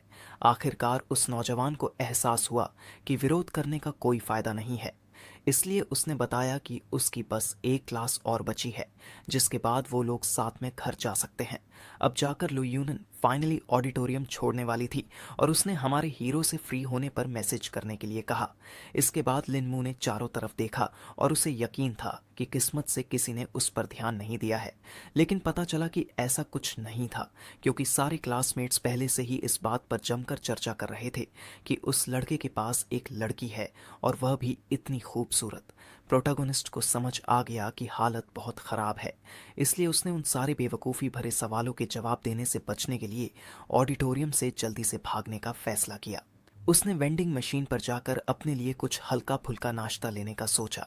वो खुश था कि वक्त रहते भागने में कामयाब रहा, वरना उसे समझ नहीं आता कि इस पूरी सिचुएशन को कैसे एक्सप्लेन करे। अचानक उसके पीछे तांगबे आ गई, जो इस बात से नाराज थी कि उसका दोस्त बिना एक शब्द कहे चला आया। असल में उस लड़के के पास कहने के लिए कुछ था भी नहीं, क्योंकि वह इस लड़की से सिर्फ 2 बार मिला था, तो वह बस जान पहचान वाले थे। उसने बताया कि पहली बार वो और लुयूनन प्लेन में मिले थे और तब बात भी नहीं हुई थी, और दूसरी बार वो उसे अपने घर के पास एक गली में मिला और उसे कुछ कातिलों से बचाया। दोस्त को प्रोटोगोनिस्ट की बातों पर रत्ती भर यकीन नहीं हुआ, क्योंकि यह बात बहुत अजीब थी कि सिर्फ 2 मुलाकातों के बाद वह लड़की खुद उसे लेने आ गई। उसने मजाक में कहा कि लुयूनन अपने बचाने वाले का शुक्रिया शादी करके कर सकती है, लेकिन हीरो इसके खिलाफ था, क्योंकि वो लड़की एक फेमस फैमिली से है और ऐसा होना नामुमकिन है। तांगबे को अभी भी कोई और वजह नजर नहीं आ रही थी कि वो लड़की खास तौर पर उस नौजवान से मिलने आए और इतनी फ्रेंडली एक्ट करे। प्रोटोगोनिस्ट को बिल्कुल समझ नहीं आ रहा था कि तांगबे को उसकी जान पहचान वाली लड़की की इतनी परवाह क्यों है। वह तुरंत बहुत शर्मिंदा हो गई और समझाने की कोशिश की कि वह बस लिनमू के लिए परेशान है, क्योंकि उसे डर था कि वो सुंदर लड़की शायद उसे धोखा दे रही हो। उस लड़के ने तुरंत जोर देकर कहा कि वो कोई बच्चा नहीं है जिसे इतनी आसानी से बेवकूफ़ बनाया जा सके। उसने सुझाव दिया कि अब फाइनली ऑडिटोरियम वापस चलते हैं, क्योंकि क्लासेस शुरू होने वाली हैं। तांगबे सचमुच बहुत चिड़ी हुई थी कि मेन कैरेक्टर बस उसके सवाल से भागने की कोशिश कर रहा है, इसलिए उसे कोई ढंग का जवाब नहीं मिला। सीन शिफ्ट होता है और इसी बीच बाकी के क्लासमेट्स उस मिस्टीरियस सिचुएशन के बारे में लगातार बातें कर रहे थे जो इस ब्रेक के दौरान हुई थी। दोस्त की दोस्त अभी भी शांत नहीं हो पा रही थी, क्योंकि वह लड़की सीधे लुकास के पास गई और बोली कि वो उसके दादाजी की बर्थडे पार्टी में आने वाली है, जो काफ़ी गुस्ताखी भरा लग रहा था। दूसियाऊ अभी भी काम बनी रही, क्योंकि वो यह नहीं दिखाना चाहती थी कि उसके मन में उस हीरो के लिए कोई फीलिंग्स हैं। उसकी दोस्त को यकीन नहीं हो रहा था कि वह एक उंगली तक नहीं उठाने वाली, डिस्पाइट इस बात के कि कोई लड़की लुकास के घर आ रही है। दूसिया कुछ नहीं करने वाली थी, क्योंकि अब उसका उस लड़के से कोई लेना देना नहीं था, और वैसे भी वो लोग एंगेजमेंट तोड़ने ही वाले थे। दोस्तों को अभी भी लग रहा था कि यह उस लड़की के मुंह पर थूकने जैसा है, क्योंकि उनका ब्रेकअप अभी कंफर्म नहीं हुआ है। आखिर में दूसियाऊ ने बस अपनी सहेलियों से शांत रहने को कहा, क्योंकि टीचर के आने में ज़्यादा देर नहीं थी। क्लास के बाद सारे स्टूडेंट्स एक टायरिंग दिन के बाद आराम करने के लिए यूनिवर्सिटी से जल्दी बाहर निकल गए। प्रोटोगनिस्ट अभी एजुकेशनल इंस्टीट्यूशन से ज़्यादा दूर गया भी नहीं था कि किसी ने हॉर्न बजाया। ये लुईबुन थी, जो शुरू से ही उस नौजवान को अपनी कार में लेने वाली थी, इसलिए वह एग्जिट पर उसका इंतज़ार कर रही थी। उसने यह भी पूछा कि क्या लड़के ने कार देखी, क्योंकि वह चाहती थी कि वही गाड़ी चलाए। प्रोटैगनिस्ट को ऐसे मौके का फ़ायदा उठाने में कोई प्रॉब्लम नहीं थी, इसलिए वह जल्दी मान गया। आखिरकार लड़की ने उसे ड्राइव करने के लिए कहा, क्योंकि उसे उसके घर का रास्ता बिल्कुल नहीं पता था। जल्दी से सीट्स बदलकर लुकास ने तेजी से गैस पेडल दबाया और कार तुरंत आगे बढ़ गई। इसी बीच लुईबुन न जाने क्यों अचानक झुकी और किसी चीज को ध्यान से देखने लगी। पता चला कि वह उसी पैर को मल रही थी जिसे उसने मेन कैरेक्टर से मिलने वाली रात मोच लगा ली थी। लुकास ने तुरंत नोटिस किया कि कुछ गड़बड़ है, इसलिए उसने इंजरी के बारे में पूछा। लुईबुन ने शांत होकर जवाब दिया कि वह बिल्कुल ठीक है, यह बस हील्स की वजह से हुआ छोटा सा दर्द है। तब लुकास ने उसे नॉर्मल शूज पहनने का ऑफर दिया, लेकिन लड़की ने तुरंत मना कर दिया। उसने कहा कि हील्स में सब कुछ ज्यादा सुंदर लगता है और उसकी टांगें लंबी दिखती हैं। लुकास को लड़कियों का यह एटीट्यूड बिल्कुल समझ नहीं आता कि थोड़ी सी खूबसूरती के लिए इतना पेन सहती है। लुईबुन ने थोड़ी शर्मिंदगी के साथ एक्सप्लेन किया कि नॉर्मली वो ऐसे शूज नहीं पहनती, लेकिन आज का दिन थोड़ा स्पेशल था। लेकिन उस नौजवान को उसका ये हिंट बिल्कुल समझ नहीं आया, इसलिए उसने कोई रिएक्शन ही नहीं दिया। ज़्यादा देर नहीं हुई थी कि वो लोग 7 लिंक मैंशन पहुंच गए, जहां बर्थडे सेलिब्रेट करने के लिए सारे रिलेटिव्स पहले से ही मौजूद थे। बटलर जब यंग मास्टर को फाइनली घर वापस आया देखता है तो बहुत खुश हो जाता है। प्रोटैगनिस्ट ने बस उसे छोटा सा हेलो कहा, लेकिन वह यह बताने की जल्दी में नहीं था कि वो यहाँ किसके साथ आया है। हैरान अंकल चुंग को खुद पूछना पड़ा कि आखिर यह लड़की कौन है। तब लड़के ने फाइनली एक्सप्लेन किया कि यह उसकी दोस्त है जिसका नाम लुईबुन है और वह उसे अपने ग्रैंडफादर की बर्थडे पार्टी में लेकर आया है। बूढ़े आदमी ने कोई ऑब्जेक्शन नहीं किया, इसलिए उन्होंने लुईबुन का वार्मली वेलकम किया। वह लड़का अंदर जाने की जल्दी में नहीं था क्योंकि वह उस चीज़ के बारे में सोच रहा था जो पिछली बार उसके घर आने पर हुई थी। वह उस बैल्कनी को देख रहा था जहाँ से वह गिर गया था और फिर हॉस्पिटल पहुंच गया था जहां उसकी बॉडी में कुछ मिस्टीरियस चेंजेस आए थे। लुईबुन ने तुरंत नोटिस किया कि प्रोटैगनिस्ट अजीब बिहेव कर रहा है, इसलिए उसने पूछा, क्या हुआ? लड़के ने स्माइल करके कहा, सब ठीक है, और उसे अंदर चलने को कहा। अंदर एक बहुत बड़ी भीड़ ने उनका स्वागत किया। सब लोग आराम से लाइफ के बारे में बातें कर रहे थे। लुईबुन कॉन्फिडेंस के साथ आगे बढ़ी और उसने तुरंत नोटिस किया कि लुकास का घर काफ़ी बड़ा है। इसी बीच फैमिली मेंबर्स ने नोटिस कर लिया कि वह अकेला नहीं आया है, लेकिन वो समझ नहीं पा रहे थे कि यह लड़की कौन है। आखिरकार कुछ मेहमानों को एहसास हुआ कि यह तो लू फैमिली की मैडम है। यह सुनकर कुछ लोग टेंशन में आ गए क्योंकि उन्हें समझ नहीं आ रहा था कि उनका भतीजा इतने पावरफुल बैकग्राउंड वाली लड़की से कैसे जुड़ गया। पता चला कि दूसियाऊ भी वहीं मौजूद थी। वह यह देखकर हैरान रह गई कि उसका मंगेतर लुकास लुईबुन के साथ आया है। फैमिली के वो मेंबर्स जो प्रोटैगनिस्ट से छुटकारा पाना चाहते थे अब लू फैमिली के साथ उसका कनेक्शन देखकर टेंशन में आ गए। उन्हें शक होने लगा कि इतने पावरफुल लोगों की इन्वॉल्वमेंट से उनकी सारी प्लानिंग बेकार हो सकती है। सबसे पहले बोलने वाली आंटी थी। उन्होंने ऐसा बिहेव किया जैसे वो अपने भतीजे को देखकर बहुत खुश हैं। उन्होंने पूछा, तुम इतनी देर से क्यों आए? लुकास ने शॉर्ट में एक्सप्लेन किया कि उसकी क्लास थी और उसके बाद वो जितनी जल्दी हो सका यहाँ आ गया। उसके बाद आंटी सीधे लुईबुन को ग्रीट करने चली गईं क्योंकि उन्होंने कभी नहीं सोचा था कि वो लड़की उनके पिता की 80वीं बर्थडे पार्टी में आएगी। लुईबुन थोड़ी शर्मिंदा हो गई और उसने एक्सप्लेन किया कि वह यहाँ लुओ फैमिली की रिप्रेजेंटेटिव बनकर नहीं बल्कि लुकास की फ्रेंड बनकर आई है। आंटी ने मुस्कुराकर कहा, रीज़न कुछ भी हो, हम खुश हैं कि तुम आई हो। प्रोटैगनिस्ट ने उनकी बातों को बीच में रोकते हुए पूछा, ग्रैंडपा कहाँ हैं? क्योंकि उसने अभी तक उन्हें देखा नहीं था।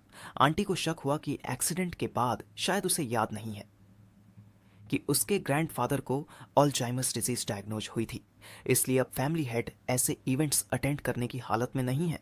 लुकास अपने ग्रैंडफादर से मिलना चाहता था, इसलिए वह सबको छोड़कर वहां से चला गया और लुईबुन भी उसके पीछे चली गई। इसी बीच बाकी फैमिली मेंबर्स आपस में बात करने लगे। एक भाई ने पूछा, क्या तुमने कुछ पता लगाया उस लड़की के बारे में? आंटी ने कहा, वो लड़की इतनी सिंपल नहीं है, अभी कुछ भी जान पाना मुश्किल है। उस आदमी ने पूछा, आखिर उसका और हमारे भतीजे का कनेक्शन क्या है? लेकिन किसी के पास जवाब नहीं था। हाँ, इतना ज़रूर था कि वो लोग डेटिंग नहीं कर रहे थे। सीन शिफ्ट प्रोटोगोनिस्ट अपने ग्रैंडफादर के रूम में पहुंच चुका था। उसने अनाउंस किया, ग्रैंडपा, मैं घर आ गया हूँ। फैमिली हेड अब बहुत कमज़ोर हो चुके थे। उन्हें खाना खाने के लिए भी सर्वेंट्स की ज़रूरत पड़ती थी। उनकी आंखों में खालीपन था। वो बस मैकेनिकली अपना मुंह खोलते थे ताकि उन्हें खिलाया जा सके। अचानक उन्होंने सर्वेंट का हाथ पकड़ लिया जैसे वो अब और खाना नहीं चाहते हो। तभी सर्वेंट ने नोटिस किया कि यंग मास्टर रूम में आ चुका है। वह थोड़ी कंफ्यूज हो गई। लुकास ने कामली सर्वेंट को जाने दिया और कहा कि वह अपने ग्रैंडफादर से अकेले बात करना चाहता है। सर्वेंट समझ गई और बाहर चली गई। लुकास अपने ग्रैंडफादर के सामने घुटनों पर बैठ गया और तुरंत उन्हें हैप्पी बर्थडे विश किया।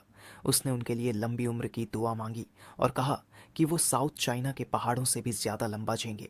उसने लुईबुन को इंट्रोड्यूस किया कि वह उसकी फ्रेंड है जो उनके बर्थडे के लिए आई है। लेकिन ग्रैंडफादर जैसे अभी भी खोए हुए थे। उन्होंने कुछ नहीं कहा, बस हल्का सा मुस्कुराए और सिर हिलाया। अचानक उन्होंने अपने पोते का हाथ कसकर पकड़ लिया, लेकिन फिर भी कुछ नहीं बोले। लुकास सब समझ रहा था, इसलिए वह बस चुपचाप उन्हें देखता रहा। तभी एक सर्वेंट अंदर आया और बताया कि सेलिब्रेशन शुरू होने वाला है और दूसियाऊ नीचे उसका इंतजार कर रही है। यह नाम सुनकर प्रोटैगनिस्ट हैरान रह गया। वह तुरंत देखने चला गया कि क्या चल रहा है और अपने ग्रैंडफादर को वहीं छोड़ दिया।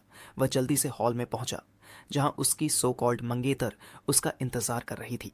वह उसकी एब्सेंस से खुश नहीं लग रही थी। अब फाइनली लुकास को मौका मिला। उसने सीधे पूछा, तुम यहाँ क्या कर रही हो? दूसियाऊ ने बताया कि उसके ग्रैंडफादर ने उसे यहाँ भेजा है ताकि वह उनकी तरफ से गिफ्ट दे सके। उसने अपने असिस्टेंट को बुलाया जिसके हाथ में एक बहुत महंगा दिखने वाला फ्लावर वेस था।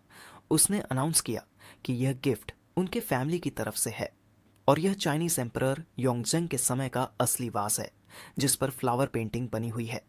सारे मेहमान शॉक्ड रह गए क्योंकि ऐसे ट्रेजर की कीमत करोड़ों में हो सकती थी। प्रोटेगनिस्ट ने थैंक्स कहा लेकिन गिफ्ट एक्सेप्ट करने से मना कर दिया क्योंकि यह बहुत ज्यादा महंगा था। दूसियाओ ने इरिटेट होकर कहा, मैं अभी भी तुम्हारी मंगेतर हूं, ऐसे गिफ्ट्स देना नॉर्मल है। लुकास को लगा क्या ये भी बैल्कनी से गिर गई थी, क्योंकि अब वो बहुत सीरियसली एंगेजमेंट की बात कर रही थी।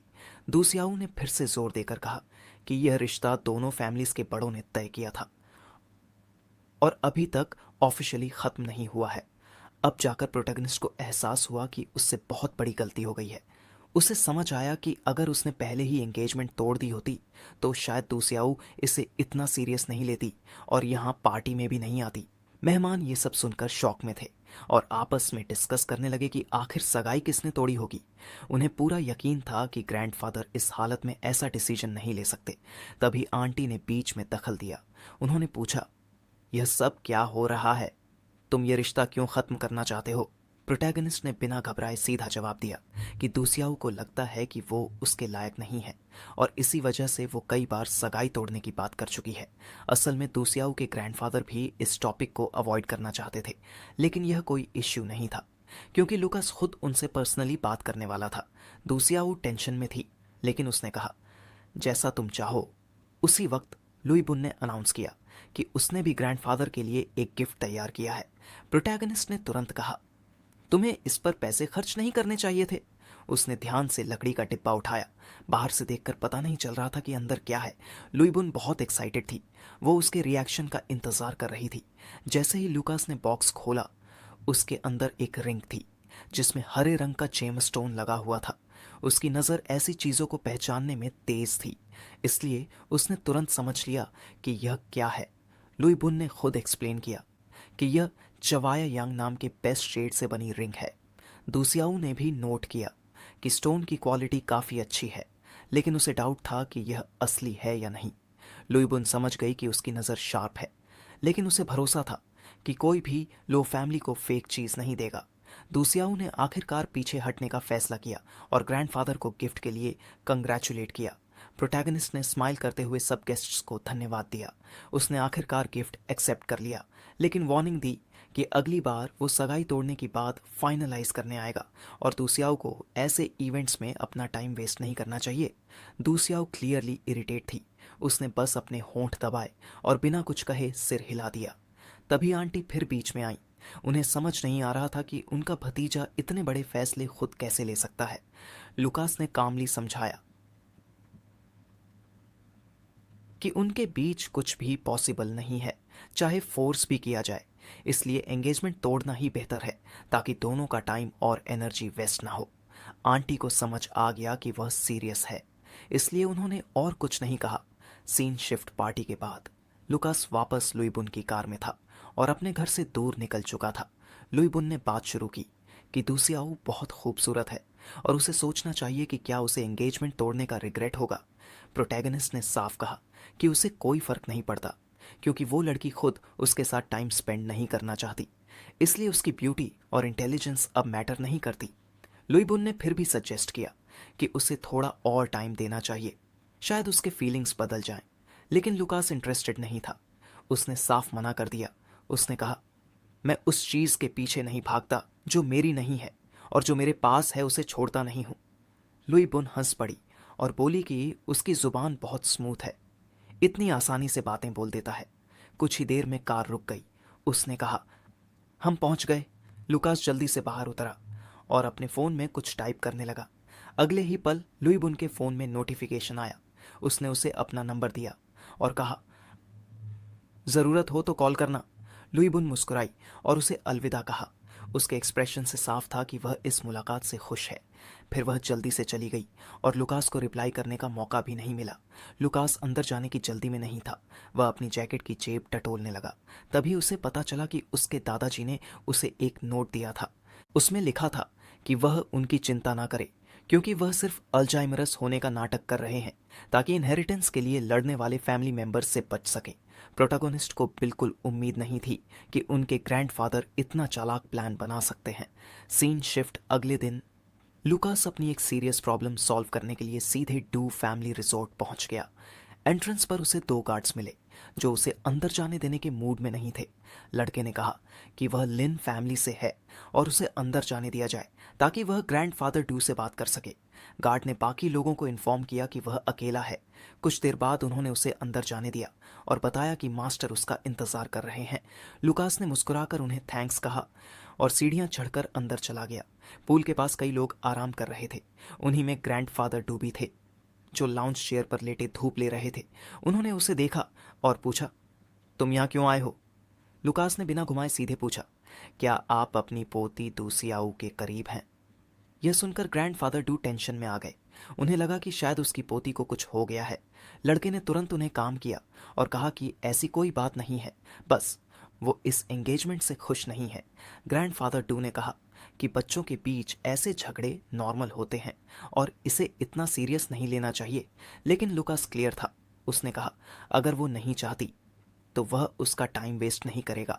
एक फैमिली मेंबर इस बात से इरिटेट हो गया। उसे लगा कि यह लड़का बहुत एरोगेंट है, लेकिन ग्रैंडफादर डू ने उसे चुप करा दिया और कहा कि बीच में ना बोले। सारे लोग शॉक में थे क्योंकि उन्हें उम्मीद नहीं थी कि वो इतने स्ट्रिक्ट होंगे। उन्होंने फिर पूछा, क्या तुम सच में सिर्फ एंगेजमेंट तोड़ने आए हो? लुकास ने कॉन्फिडेंटली कहा कि हाँ, और इसके बाद वो और दूसियाऊ सिर्फ स्ट्रेंजर्स होंगे। अब ग्रैंडफादर टू समझ गए कि उसे रोकना बेकार है। उन्होंने गहरी सांस ली और फाइनली इस अलायंस को खत्म करने के लिए अग्री कर लिया। लुकास ने थैंक यू कहा और सारी गलती अपने ऊपर लेने का वादा किया। फिर वह वहां से चला गया। पीछे बाकी लोग शॉक्ड, बेगलोमानित शॉक थे। उन्हें समझ नहीं आ रहा था कि यह इतना आसानी से कैसे हो गया। उन्हें डर था कि यह खबर जल्दी फैल जाएगी। एक आदमी ने कहा कि अगर तू सियाओ लू फैमिली से जुड़ती तो उनकी फैमिली को बहुत फ़ायदा होता। लेकिन ग्रैंडफादर डू ने साफ कहा, अब जब रिश्ता ख़त्म हो गया है तो कुछ छुपाने का कोई मतलब नहीं है। सीन शिफ्ट उसके बाद लुकास शहर के बीच पहुंचा जहां उसे उसकी टीचर मिस सॉन्ग लियंग जू मिल गई। वह खुश हुआ और उसने उनके बैग्स उठाने में मदद की। टीचर ने बताया कि आज उनका बर्थडे है। लुकास ने सोचा कि वो अकेले सेलिब्रेट करेंगी, लेकिन उन्होंने कहा कि वो नेबर्स के साथ सेलिब्रेट करेंगी और उन्होंने उसे भी इनवाइट कर लिया। लुकास थोड़ा कंफ्यूज हो गया। उसे समझ नहीं आया क्या जवाब दे। तभी अचानक ली गुआन यू अपने बॉडीगार्ड्स के साथ वहां आ गया। वह बोला कि बर्थडे ऐसे सेलिब्रेट नहीं होता, उसे प्रॉपर पार्टी करनी चाहिए। लेकिन मिस सॉन्ग ने मना कर दिया। तभी गार्ड्स ने रास्ता रोक लिया।